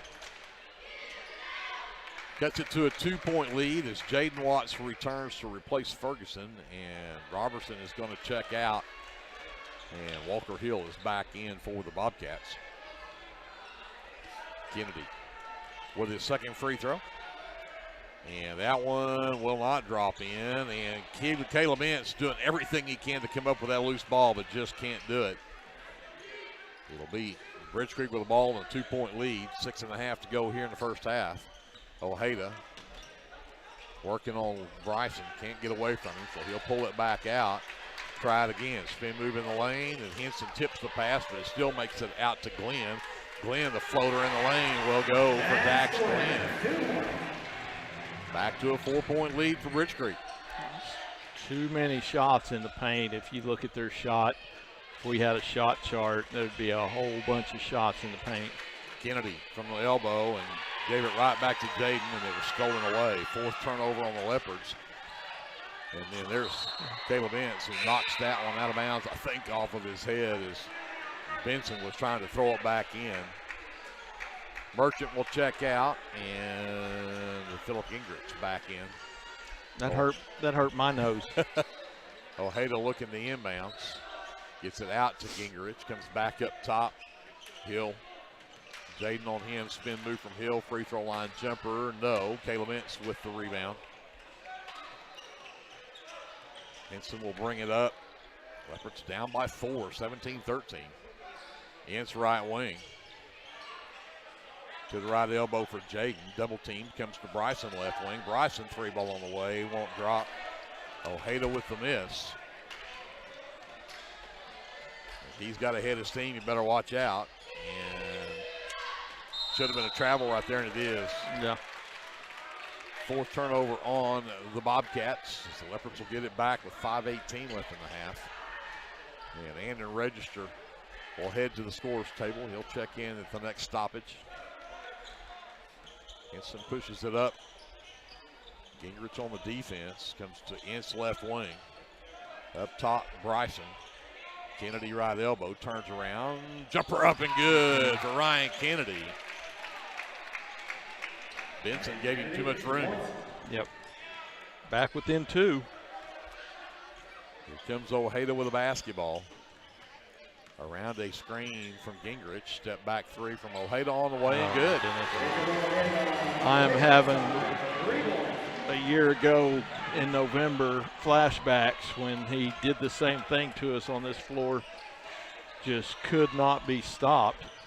Hit everything he threw. Yep. Jaden to Bryson, top of the key, over to Henson, right wing. They finally get it underneath to Kennedy, and Kennedy left it short. Rebound tipped. Walker Hill with the miss. Kennedy's had 2 or 3 like that. Good defense there from Jaden, and Kennedy will claim that rebound. Ahead to Ince. Ince steps around Ojeda, puts it up and in. Nice English on the ball there from Caleb Ince. Big basket. Oh. 20-17 as Bridge Creek turns the ball over, and Leopards get it back. Exactly 4 minutes left to go here in the half. Glenn out, Merchant back in for the Bobcats. I thought I was out. What? What? Henson, Henson loses the basketball in the backcourt. Merchant gets an easy one. Back to a 5-point game. This time Henson just runs past everybody and still lost it. Ojeda against Jaden. Got it. Timeout, Lindsay. Coach Davidson not happy with how this is going. 24-17, the biggest lead of the game for Bridge Creek. 3:38 left. Let's take a timeout. We'll come back after this. Leopard basketball is presented by the First National Bank on KBLP Live. This is Brandon Cottrell, pastor at Calvary Baptist Church. Just want to take a moment and invite you to come worship with us this Sunday. Classes begin at 9:30 and worship follows at 10:45. We have something for all ages each Wednesday night. Meals begin at 5:30 and Bible study follows at 6:30. We would love to have you come be a part of our worship. We're located 410 West Chickasaw. Come join us. Tailored Creative Services is your one-stop shop for all of your creative needs. Find me on Facebook at Tailored Creative Services so we can talk about your next project. Clements Insurance provides insurance coverage to best suit your needs. We offer auto, home, farm, life, and business policies. Come by 109 West Chickasaw or call 405-756-2253. Clements Insurance is carrying on the tradition to satisfy you. So come see me, Keith, or Beth. Go Lindsay. So Leopards with the basketball. Down by 7, their biggest deficit of the half. Off of a couple of turnovers and easy baskets on the other end. Underneath Kennedy. Turns around on Benson, can't get there. Back up top to Henson. He'll back it out, sends it over to Jaden right wing. Up top, Register to Ince, quickly left side. Henson, lob up over the top. And Kennedy tips it, but then he'll get fouled. Benson will pick up his second. Yeah, Benson and Robertson, their only job is to defend Ryan Kennedy. They don't care if they get any points or whatever. Just, you guys lean on him all night. Up top, Kennedy thought about the 3, but he'll send it over to Henson instead. Jaden trying to post up Merchant underneath. Kennedy left wing now. Up top to Henson, over to Register. Ince over to Henson underneath Jaden. Turns around on Merchant. Too strong. Ojeda with a miss. He'll push it the other way. You need to get ready. He's going to stop pop 3 this time. This off the back iron, no good. Caleb with another big rebound. Ince is 4th. Henson pushes it up. Goes to Jaden left wing. Up top, Register. Ince goes to right wing for Henson. And Benson knocks the pass away, intended for Kennedy underneath. It'll stay with the Leopards. And number 20. Jaden Rodriguez, the junior, will check in for Bridge Creek. He will let Benson get a breather. And he will now draw the task of trying to stay with Ryan Kennedy. Henson gets the lob inbound over on that left wing from Jaden. Register between the circles. Again, they work it quickly back to Kennedy, who has the big advantage there on Rodriguez, and puts it up and in. Yeah, he's not the guy I see over there on the bench. Just a head taller, or half a head taller than everybody else that I would expect to come in. Merchant three ball on the way. That doesn't drop. Rebound tipped out, and Jaden has it for the Leopards. And he'll push it up.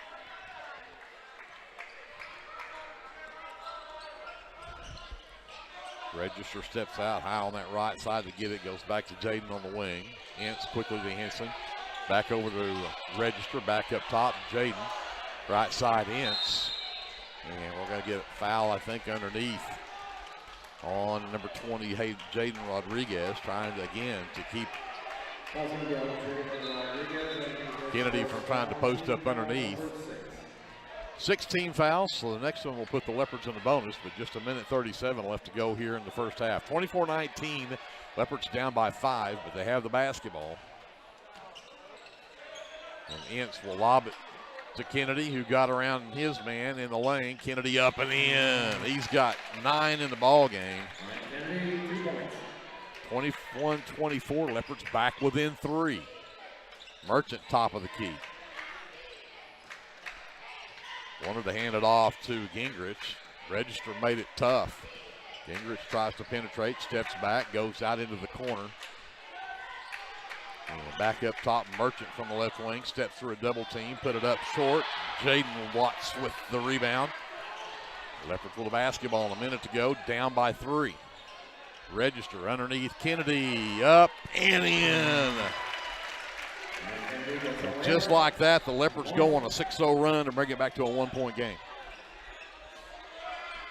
Ojeda with the basketball, drives the lane, and Kennedy is going to get whistled for the foul. I really don't think he touched him, but oh my. Oh my. That'll be his first. And they'll put Ojeda at the free throw line. And Coach Davison saying the same thing. He was in the air, but I don't think he ever touched him. But Ojeda hits the front end of 2 free throws. He's been the bulk of the offense for Bridge Creek here in this first half. He takes it back to a 2-point Bridge Creek lead. And make it 3, 26-23. As he goes 2 for 2 at the line. 40 seconds left.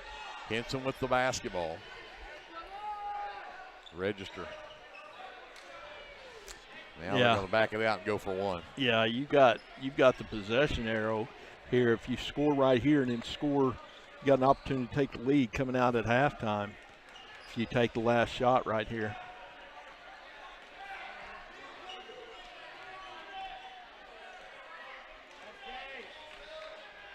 Down to 10 seconds. They'll go into the offense. Jaden left side. Oh. No. Henson cut just about the time Jaden passed the basketball. And so now with 4.8 on the clock, Bridge Creek will have a chance for the final shot, up by 3 right now.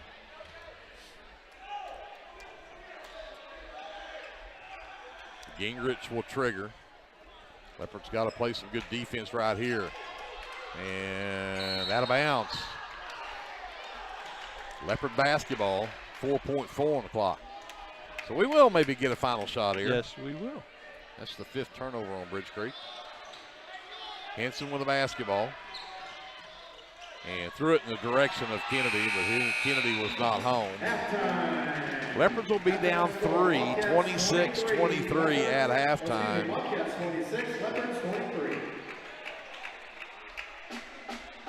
14-13, the Leopards win that quarter by 1, but it's a tight game. We'll send it over to JD. Some words from our sponsors. We'll be back with our officially unofficial stats from the first half. Right after this timeout, the First National Bank halftime show brought to you here on KBLP Live.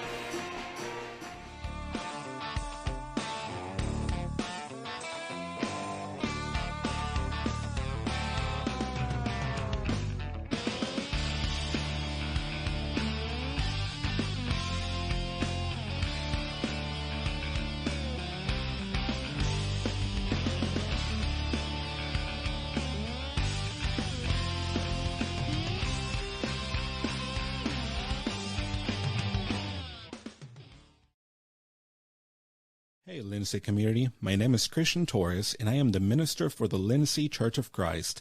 I would like to invite you to join us for worship Sundays at 10:45 a.m. and for Bible class Wednesdays at 7 p.m. Our address is 1205 West Cherokee Street. The Lindsay Church of Christ is a group of imperfect people who love God, His Word, and each other. And we love this community so much, and we pray that all the students and teachers have a great school year. Come and join us at the Lindsay Church of Christ.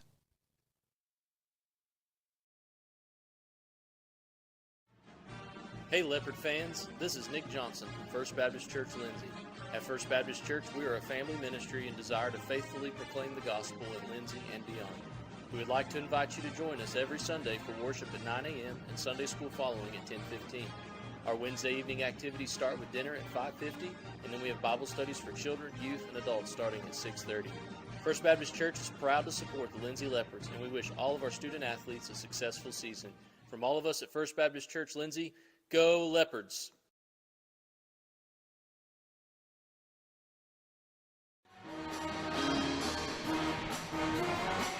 Back here at halftime, the Leopards down by 3, 26-23. They trailed by 4 at the end of one at 13-9, but everything pretty evenly matched. This is a really good ball game here in this first half. Yeah, absolutely, and you know, even play both ways. With shooting percentage is really close. They've hit all their free throws. They've hit 4 of 4. We've hit 2 of 4. And then they made a 3 where we made a 2, and that's the difference in the ball game. But really evenly matched game so far in this first half. Well, the Bridge Creek is led by Jacob Ojeda. He's got 17 points, and he shot all 4 of those free throws that they made, 4 of 4 from the line on.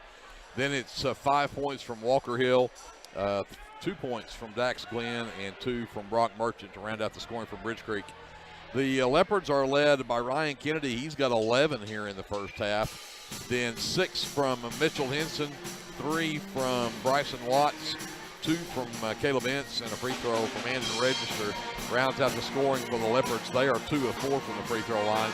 The Leopards are plus 5 on the glass, 13-8. And the Leopards have 6 turnovers.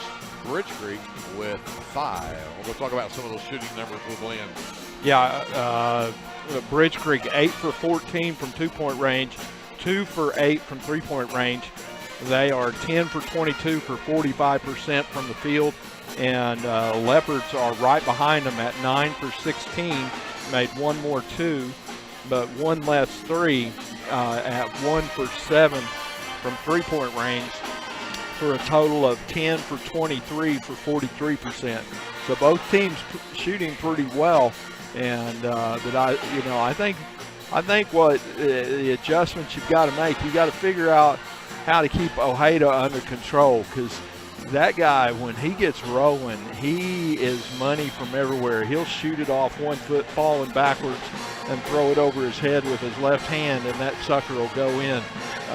He just is one of those guys. He reminds me of Jonathan White. Right. My nephew made All-State there at Lindsay, holds a lot of scoring records there at Lindsay. But Johnny was that way. He stayed that way a lot of the time. So he was just one that could make it from anywhere, and you could run 2 guys at him. He didn't care. And Ojeda's kind of got that wiggle in him and got that athleticism, and you throw Walker Hill in there, who is an outstanding player in his own right. 6'3", long arms, good handles, get in the paint. It really causes a problem for the Leopard defense. Agreed. It's been close, and again, we knew this was a really good ball team, and the Leopards really just kind of got behind there early, and it's been that spread. They got down 7 there in that second quarter at 24-17, but then went on that 6-0 run to bring it back to a 1-point game before a couple of free throws from Ojeda pushed it back up to 3. But we'll see what the Leopards can do here in the second half. As Glenn mentioned, as we were headed to halftime, the Leopards will have the possession arrow, so they'll start with the ball here in the third quarter to see if they can cut into that 3-point lead. Don't forget, coming up Tuesday night, over at Leopard Arena. The Leopards and our Leopardettes are off this coming Friday, but they'll be back in action next Tuesday over at Haley Arena, and they're going to have the basketball boosters will have their pie and cake auction over there that night, but they're also going to auction off a beautiful quilt over there that night. So make sure you come out, support the Leopards and Leopardettes, and of course bid on something that you have delicious to eat or something beautiful that you can take home and wrap up in when the weather gets cold, because it's supposed to get cold next week. Yeah, I'm waiting for it. Goodness, we had one little cold spell there, and these warm winters don't bode well for killing mosquitoes and flies during the summer. You got to thin them out a little bit in the winter, and we're not getting that. So I'd like to see a long cold spell all the way until the day before softball and baseball starts. I really want to make this known. Glenn Shoemaker said that. Yes. Not me. For all you warm weather people out there, that was Glenn. Yeah. If it happens, it's Glenn's fault. So I hope it does. My wife's a warm weather. She's probably saying some derogatory things about me under her breath right now. We're going to send it back to JD, and we'll take a timeout here as we are being entertained by the pep band from Bridge Creek. In fact, their bass player is absolutely shredding his bass right now. So I am very impressed with this band. But we're going to take a timeout, and we'll come back with the start of the third quarter after this. The First National Bank Halftime Show here on your sports leader, KBLP Live. This is Jared Thomas from the American Exchange Bank here in Lindsay. We at the American Exchange Bank have one goal, and that is to be a great hometown community bank that offers great customer service, a friendly face, and multiple loan products to meet your short and long-term financial goals. Come by and visit us at 402 South Main at www.aebank.us or now on your phone using our new mobile feature. Member FDIC and Equal Housing Lender. Are you caring for an aging parent or other loved one at home? It's important to know you're not alone. Hi, this is Connie Upton with Abiding Home Health.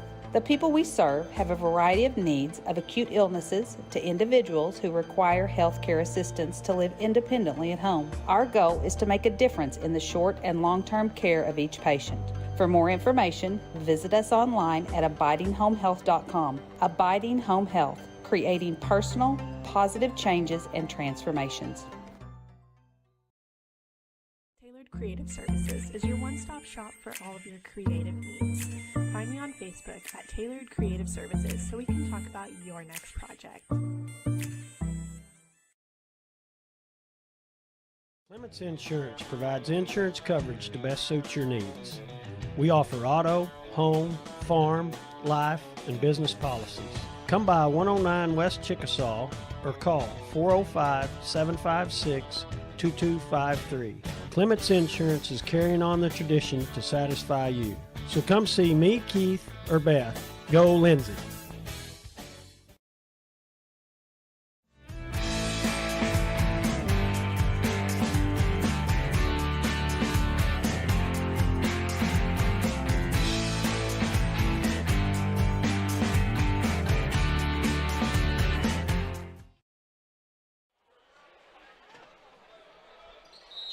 We're back to get the second half underway. The Leopards with the basketball as Kennedy hinges it to Ensign.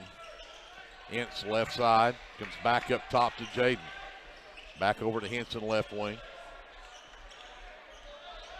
Gingrich will run him off the line. He'll come back to Ince. Underneath, tried to get it to register, but passed it wide right.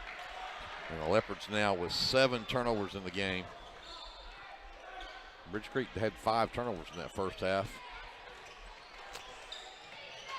Here comes Ojeda around a double screen, takes register to the baseline, steps back, jumper, got the roll. Ojeda with 19 in the ball game now, and it's a 28-23 Bridge Creek lead. Not the way we wanted to start with us not scoring and Ojeda getting a fallback to drop in. Up top for Jaden, right side register, quickly underneath. Kennedy off the glass and in. Leopards back within 3 at 25-28. Here comes Ojeda again. And, yeah, got away with it. Benson got the miss. I thought Ince might have gotten a charge even right there. Benson in the corner, down the baseline, cut off by Ince. Turnaround jumper won't fly, and Henson comes away with it. Another foul that could have gone right there. But Henson down the lane, double teamed, off the glass and in. Nice job from Mitchell Henson, coast to coast. Pulls the Leopards within one.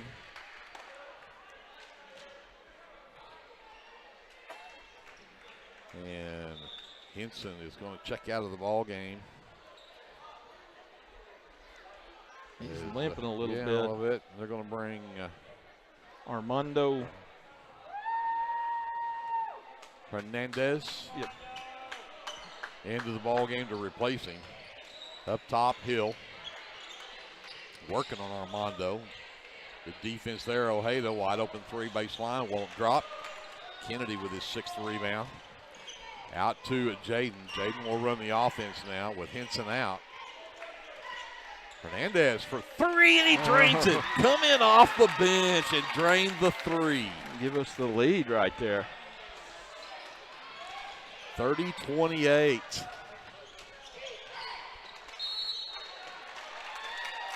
And we get a stop. Got a turnover on the other end.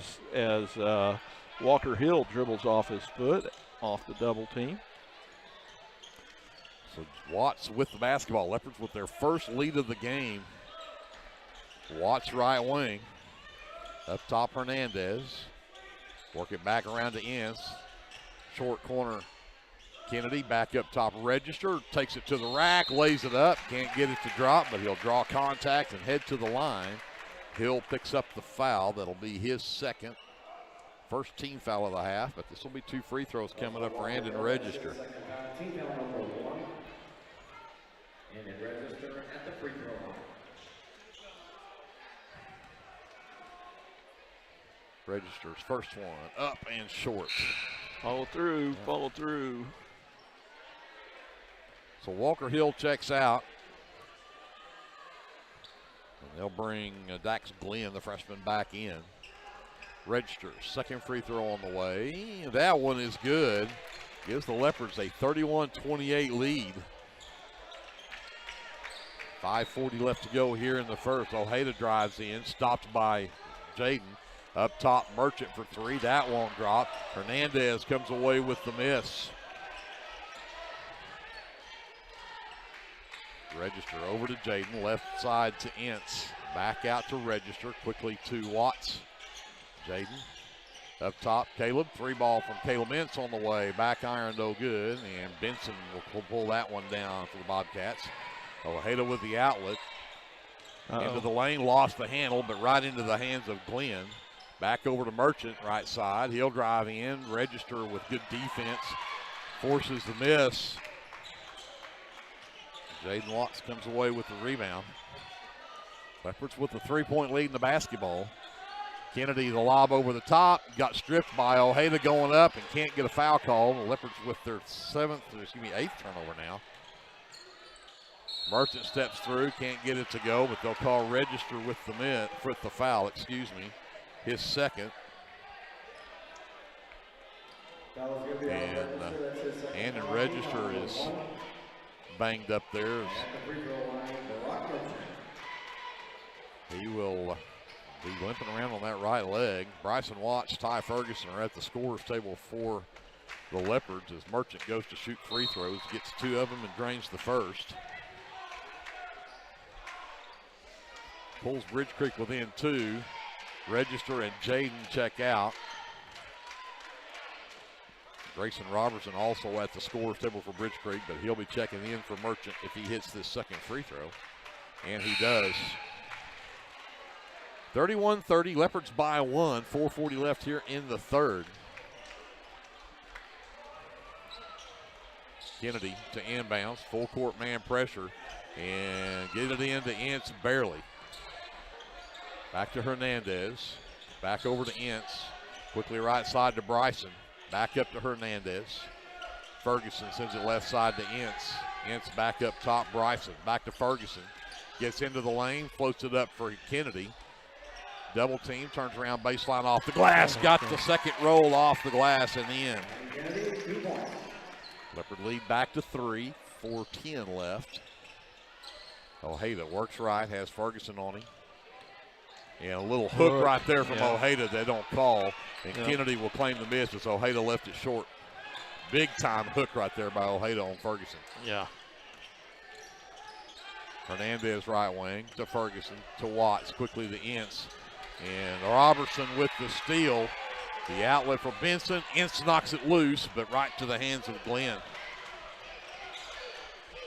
Out in the corner, Robertson for three. No. Kennedy saves the inbounds. Hernandez can't hang on to it. The rebound ends up in the hands of Robertson, who can't hit. And Kennedy steps in bounds just in time to grab it. Woo. He'll actually bring it up the floor. Hernandez gets it high on that left side. Goes to Ince on the wing. Up top, Ferguson. Bryson over to Hernandez right side. He'll go baseline and then throw it away. 10 turnovers on the Leopards now as Gingrich takes it down. It fell, trying to draw contact, missed the shot badly, and Caleb Ince with his 5th rebound. Yeah, they pulled the chair on him right there because Bryson, I think it was Bryson and Caleb both were waiting on him, and they just both backed off, and he just fell down. Kennedy down the baseline, steps around, can't get the drop, but there's Hernandez on the rebound and the putback. 35-30 Leopards with a 5-point lead. Timeout, Bridge Creek. 2:36 left to go here in the third. We'll come back after this. Leopard basketball is being brought to you by the First National Bank here on KBLP Live. Yeah, Oklahoma's weather being unpredictable, you need a trusted roofing company. At Legacy Roofing and Construction, we are proud to serve Lindsay, Oklahoma, and the surrounding areas. Call Legacy Roofing and Construction for a free estimate at 405-756-8855 or visit our website at legacy-roofing.com. Get your game day, or any day, off to a great start with Hot Mess Coffee at 213 South Main in Lindsay. Hot Mess Coffee Co. offers coffees, lattes, teas, and other tasty beverages, plus great food, too. Good luck to the Lindsay Leopards from Hot Mess Coffee Co. and Java House Realty at 213 South Main in Lindsay.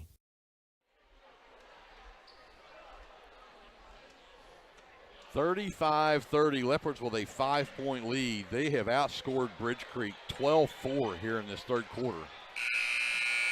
And they've spread it around. You had a 3 from Hernandez. You've got 4 from Kennedy. Mitchell Henson with a basket.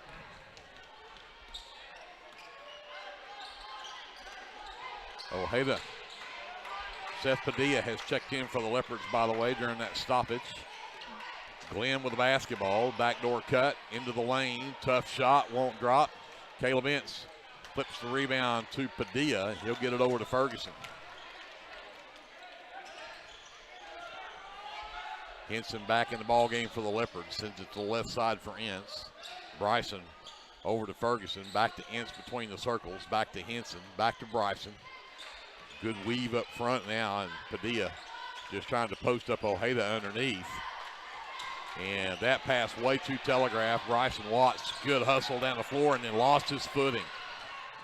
Robertson couldn't do anything with it, but the Leopards still have their 11th turnover. Brock Merchant's 3 doesn't drop. Rebound tipped into the hands of Henson. He will push it the other way and then circle back out and wait for the troops.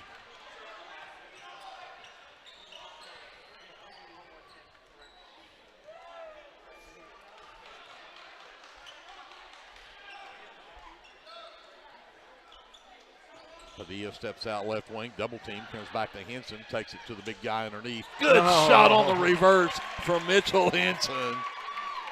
Yeah, acrobatic play right there. Yeah, and they called a foul. Charging foul on Brock Merchant. Make sure here. Yeah. Offensive foul on Merchant is his first. Yeah, great job by Caleb Ince right there, taking it and kind of had a little acting at it in there, a little head throw back, you know. Yeah.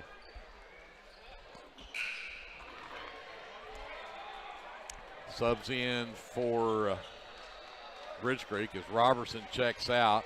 Gingrich is back in. Full court man pressure here from Bridge Creek.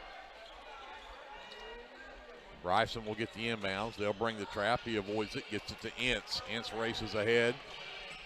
Hands it off to Henson. He'll step into the lane. No look pass over to Ferguson. Back up top to Bryson. Under a minute to go. Ferguson. Glenn with the defense. Ince. Over to Henson. We'll get down to 40 seconds left.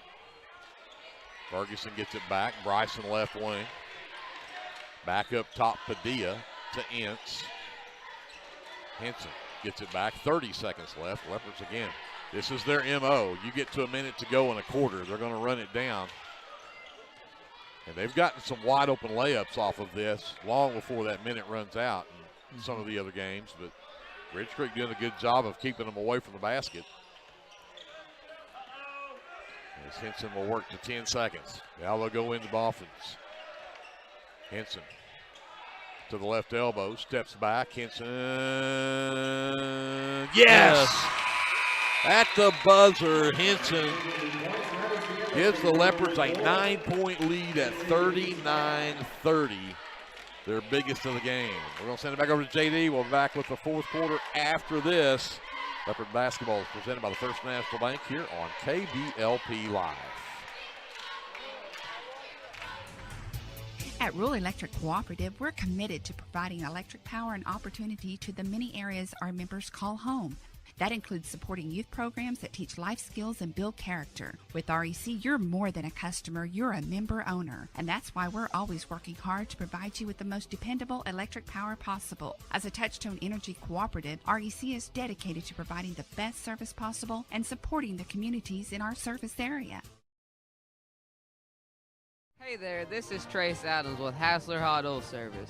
We are family owned and operated with over 25 years experience. I am a fourth generation Lindsay Leopard, and we proudly support Lindsay Leopards and Leopardettes athletically and academically in all their endeavors. Call my dad, Greg Adams, at 405-756-6075 for all of your hot oiler needs. Again, that's 405-756-6075. Go, Lindsay! Ridge Creek with the basketball to start the fourth quarter. They trail the Leopards by 9. Gingrich gets it back from Robertson all the way to Ojeda. Right corner three is on the way, but off. Kennedy comes away with the miss. That's his 9th rebound. He's working on a double-double for the night. Yeah, look for a whole lot of Ojeda and Hill this quarter. Agreed. Jaden Watts on the handle. Merchant finally comes out, and Ojeda nearly came up with a steal.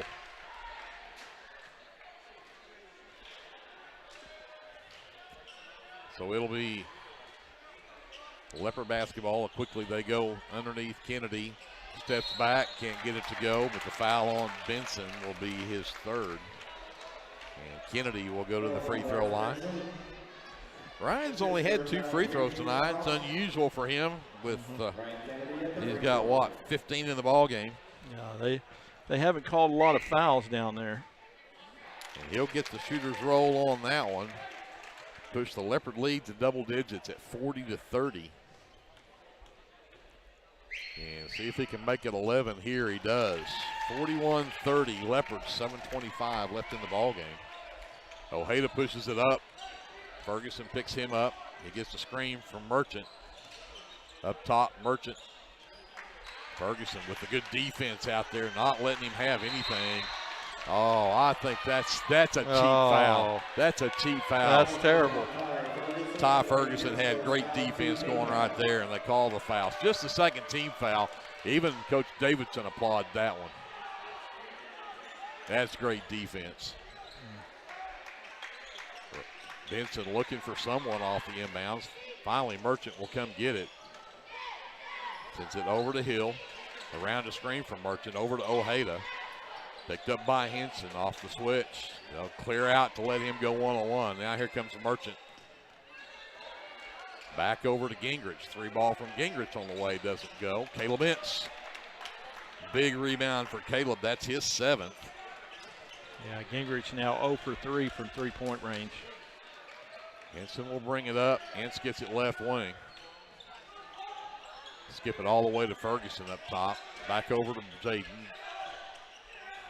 Caleb again up top to Ferguson. Quickly to Henson.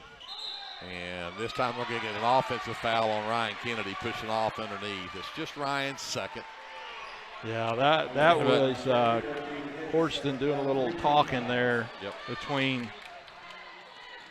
And Kennedy steals it from Ojeda. Ojeda thought he caught everybody sleeping, and then Kennedy's going to take Benson to the rack and force Bryce Benson to pick up his fourth. No, everybody was just walking down the floor. Ojeda raced up and thought he caught everybody off guard. Ryan stole it away and then forced Benson to pick up his fourth team foul, and Ryan gets that free throw to drop.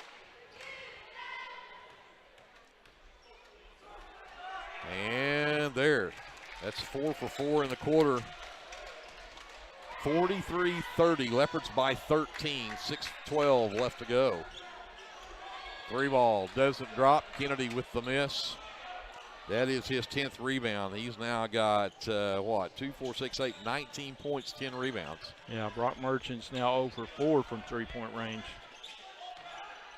Ince back to Henson. Back over to Ferguson. Jaden comes out to get it. The trap comes. He'll get it away to Caleb. Ferguson in the lane. The no-look pass down to Kennedy, but it wasn't there. They had him wide open. But the Leopards now with 13 turnovers in the ball game. And here comes Ojeda again. 5:40 to go in the ball game. Bridge Creek down by 13. Gingrich to Merchant. Drives down, lays it off the glass and in. That's too easy. 43-32. Leopards still on top. Kennedy left corner. Drives it in, sends it back up top to Ferguson. Over to Henson. Back to Ferguson, back up top to Ince. Yep. Okay. Henson on the carry. Right side, back up top Ferguson. Back over to Ince. Ince drives down. Oh, should have had it, given it to Kennedy right then, and now Henson stepped on the baseline and turned it over. Ince forced the man to come to him. He had Kennedy wide open and sent it out to Henson instead, and now the Leopards have 14 turnovers. And Bridge Creek down by 11 with a basketball. 4:45 left in the ball game. Ojeda around the double screen, works left. Ince picks him up. Got to be ready to watch him coming baseline. Comes back up top to Hill, back over to Ojeda. And Ince will get whistled for the foul. This is his first. And only the fourth team foul. So Gingrich will bring it in on the baseline. Merchant gets the inbound on the left wing, comes up top to Ojeda. Ince steps out there to keep him from firing off the three. Now the step back three from Ojeda up. That won't fly. Merchant with the offensive board, though, got Kennedy in the air and put it in. Timeout, Bridge Creek, as they have cut the lead back down to 8, 34-9. Back to 9, 34-43. Single digits. Yep. We'll take a timeout. We'll come back after this. Leopard basketball is presented by the First National Bank here on KBLP Live.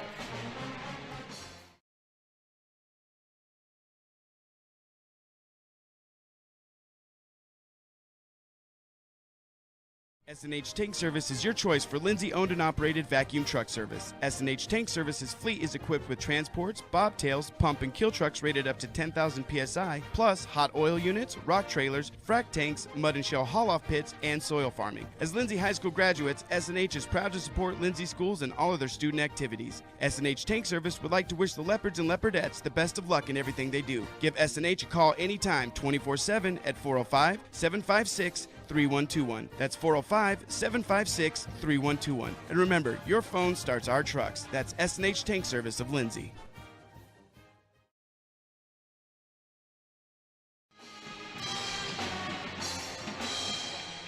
Leopards had a 13-point lead about 2 minutes ago. It's down to 9, 43-34, 4:16 still left to go in the ball game. Leopards with the basketball out of the timeout. Ferguson will get the inbounds. Across to Ince, over to Henson, racing the other way, gives it to Jaden, break the press, get an easy one on the other end. 45-34, Leopards back up by 11. Ojeda works right, hands it to Gingrich.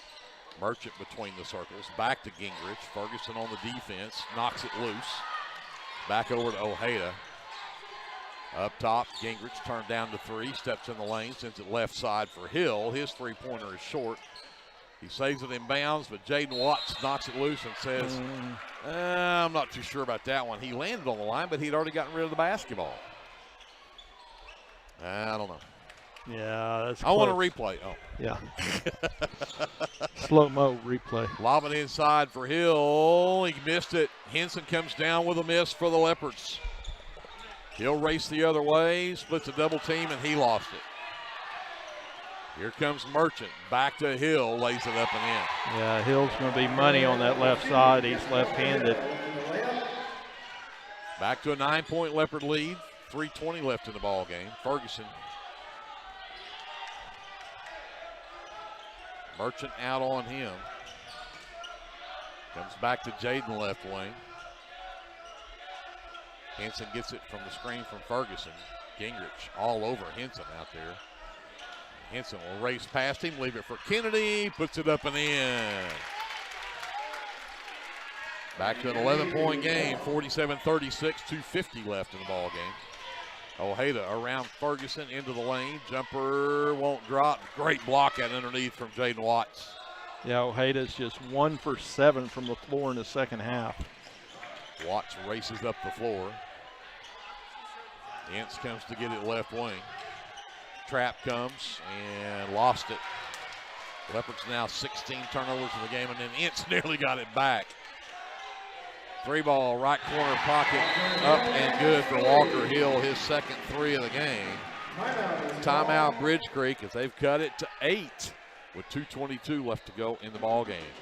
Let's take a timeout. We'll come back after this. Leopard basketball presented by the First National Bank here on KBLP Live. The Shopper News Note isn't just another paper. The Shopper News Note is a weekly publication that arrives in your mailbox every Wednesday for free. The Shopper offers free Shopper Topper advertisements as well as news notes and classifieds. And everyone at the Shopper wishes the Lindsay Leopards good luck this season.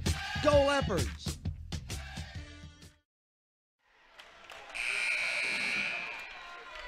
.222 left in the ball game. Leopards up by 8, 47-39. They'll have it after the basket, but they got to bring it the length of the floor. Henson gets the inbounds ahead to Ince across the timeline to Jaden right wing. Back to Ince, back to Henson. Dax Glenn back in the ball game for Bridge Creek. Ince trying to get away from Hill. Drives the left side, sends it out to Kennedy in the left corner. He's got Benson out on him there. Benson's got 4 fouls trying to keep up with him. And Kennedy down the baseline, takes it up and in. 49-39. And what's the stoppage for? 23 was holding his head. He's the kid. They called a technical. Oh, they called the technical on Quirkston. Yeah. I knew he threw a fit after that. So Henson hits the first of 2 technical free throws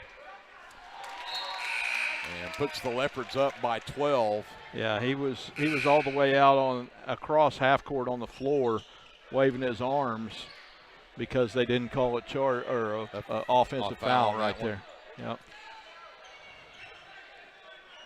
So Leopards will get the ball since that is a technical. And of course, now Coach Korstens has to sit the final 155 of this. And the Leopards with a 12-point lead in the basketball. Ferguson gets it in the backcourt, gets it over to Henson. He gets away from Glenn. The trap comes. He'll get it back out to Ferguson. Here comes the trap on Ferguson. Watts, great hustle there. They find Kennedy on the backside for the 2-hand jam. 53-39 Leopards, a minute 35 to go. Ojeda gets around Ferguson. Back up top, Merchant for three, doesn't drop. Benson the rebound. That putback doesn't go. Caleb Ince, the rebound, ahead to Ferguson. Henson, triple teamed almost. Gets it to Kennedy, all alone underneath. Caleb Ince puts it up and in. That's not going to work for him, I don't think. You're right. Ojeda, they just give him that one. He had 17 in the first half. That's just his 4th point here in the second half. Under a minute to go, the Leopards with a 14-point lead at 55-41. Oh, Ince could have turned around and just gone to the rack and laid it in, but the Leopards are just looking to run out the clock here. Henson races down. He'll lay it up with the left hand. That's up and good for Mitchell Henson. 57-41 Leopards. And Merchant lost it out of bounds. Good defense from Jaden Watts. 9 turnovers now on Bridge Creek, and the Leopards with the ball. A 16-point lead, 30 seconds left. The Leopards are going to finally break that 3-game losing skid. I think we got our mojo back, Greg. I think you're right. Tell you what, they look good in the second half. Yep. Jaden Ojeda out on him. Just going to make sure we don't just stand with it. Down to 6 seconds, down to 5. The Lindsay Leopards are going to improve to now 13-4 on the season as they pick up a 16-point win over a really good Bridge Creek Bobcat team. 57-41, the final score, and the Leopards with the win. We're going to send it back to JD. We'll take a timeout, and we'll add up some final numbers. We'll be back to wrap it up from Bridge Creek right after this timeout on your sports leader, KBLP Live.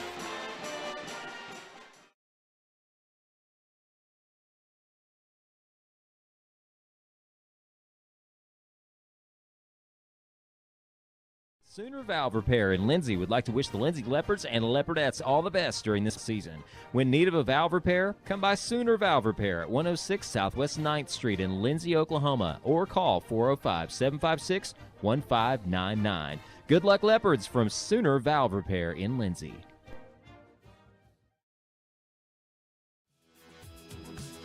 Shannon's Beauty Salon would like to wish the Leopards and Leopardettes good luck this basketball season. And go KK!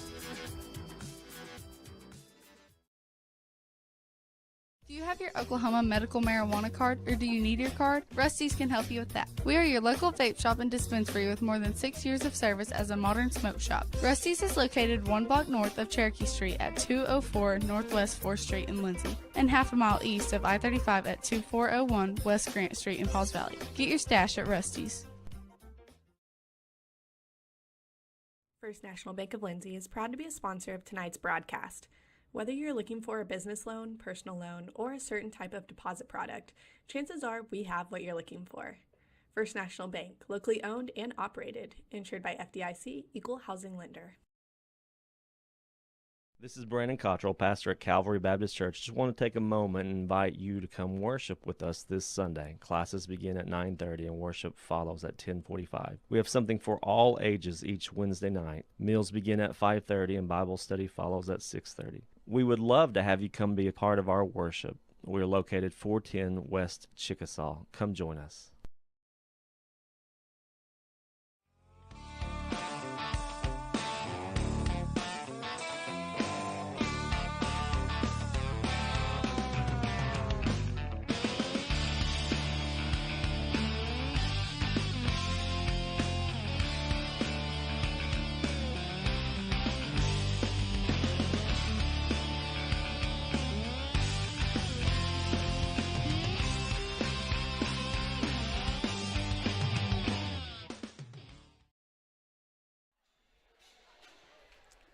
So back here to Bridge Creek to wrap this one up, 57-41. The Leopards with a 16-point win.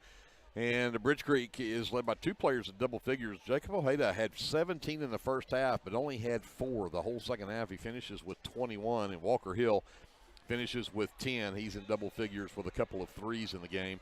8 points from Brock Merchant and 2 from Dax Glenn, and that's all the scoring for Bridge Creek, who did go, they went well from the free throw line. They were perfect, 6 for 6, right? Correct.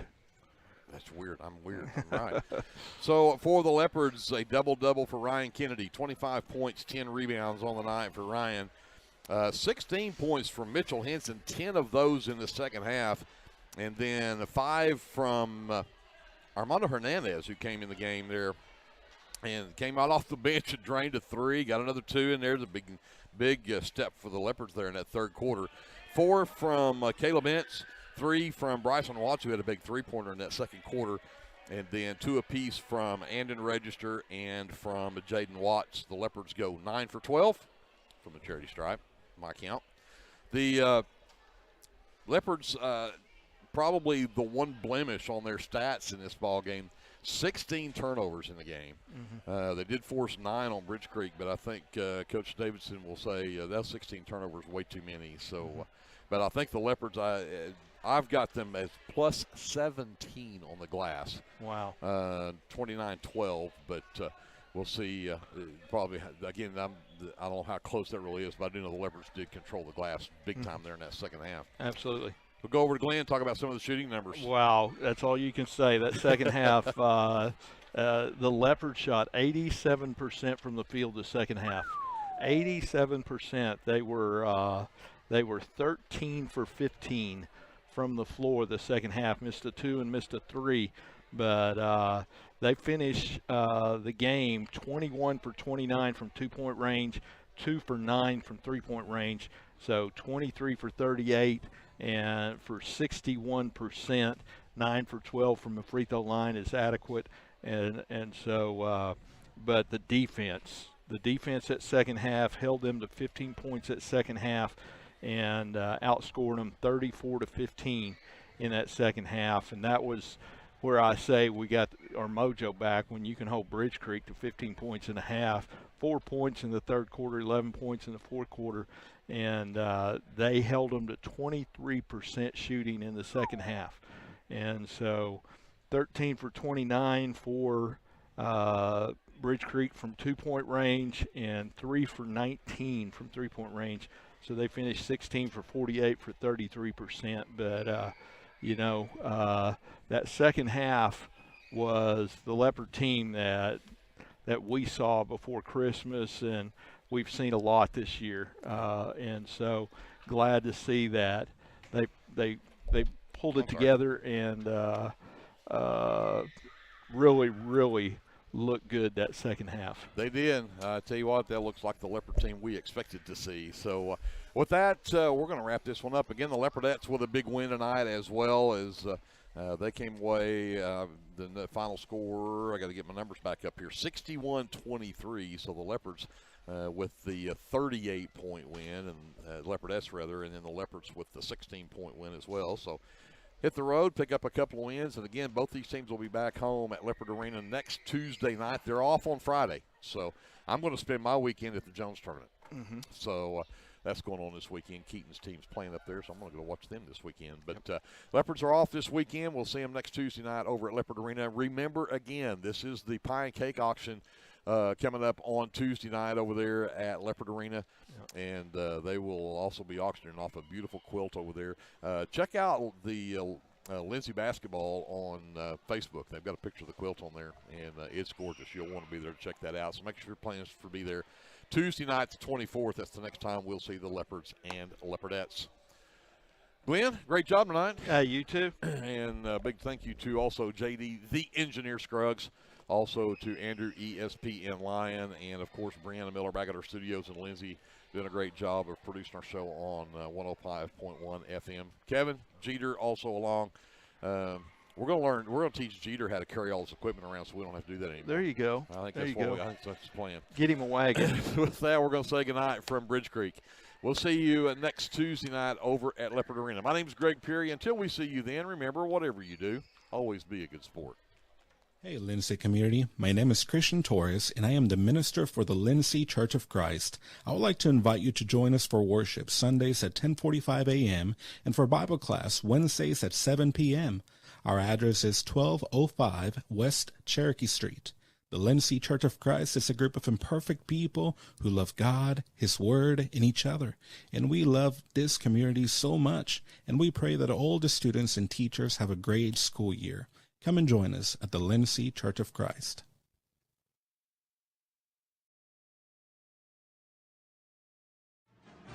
Hey Leopard fans, this is Nick Johnson from First Baptist Church Lindsay. At First Baptist Church, we are a family ministry and desire to faithfully proclaim the gospel in Lindsay and beyond. We would like to invite you to join us every Sunday for worship at 9 a.m. and Sunday school following at 10:15. Our Wednesday evening activities start with dinner at 5:50, and then we have Bible studies for children, youth, and adults starting at 6:30. First Baptist Church is proud to support the Lindsay Leopards, and we wish all of our student athletes a successful season. From all of us at First Baptist Church Lindsay, go Leopards! This is Jared Thomas from the American Exchange Bank here in Lindsay. We at the American Exchange Bank have one goal, and that is to be a great hometown community bank that offers great customer service, a friendly face, and multiple loan products to meet your short and long-term financial goals. Come by and visit us at 402 South Main at www.aebank.us or now on your phone using our new mobile feature. Member FDIC and Equal Housing Lender.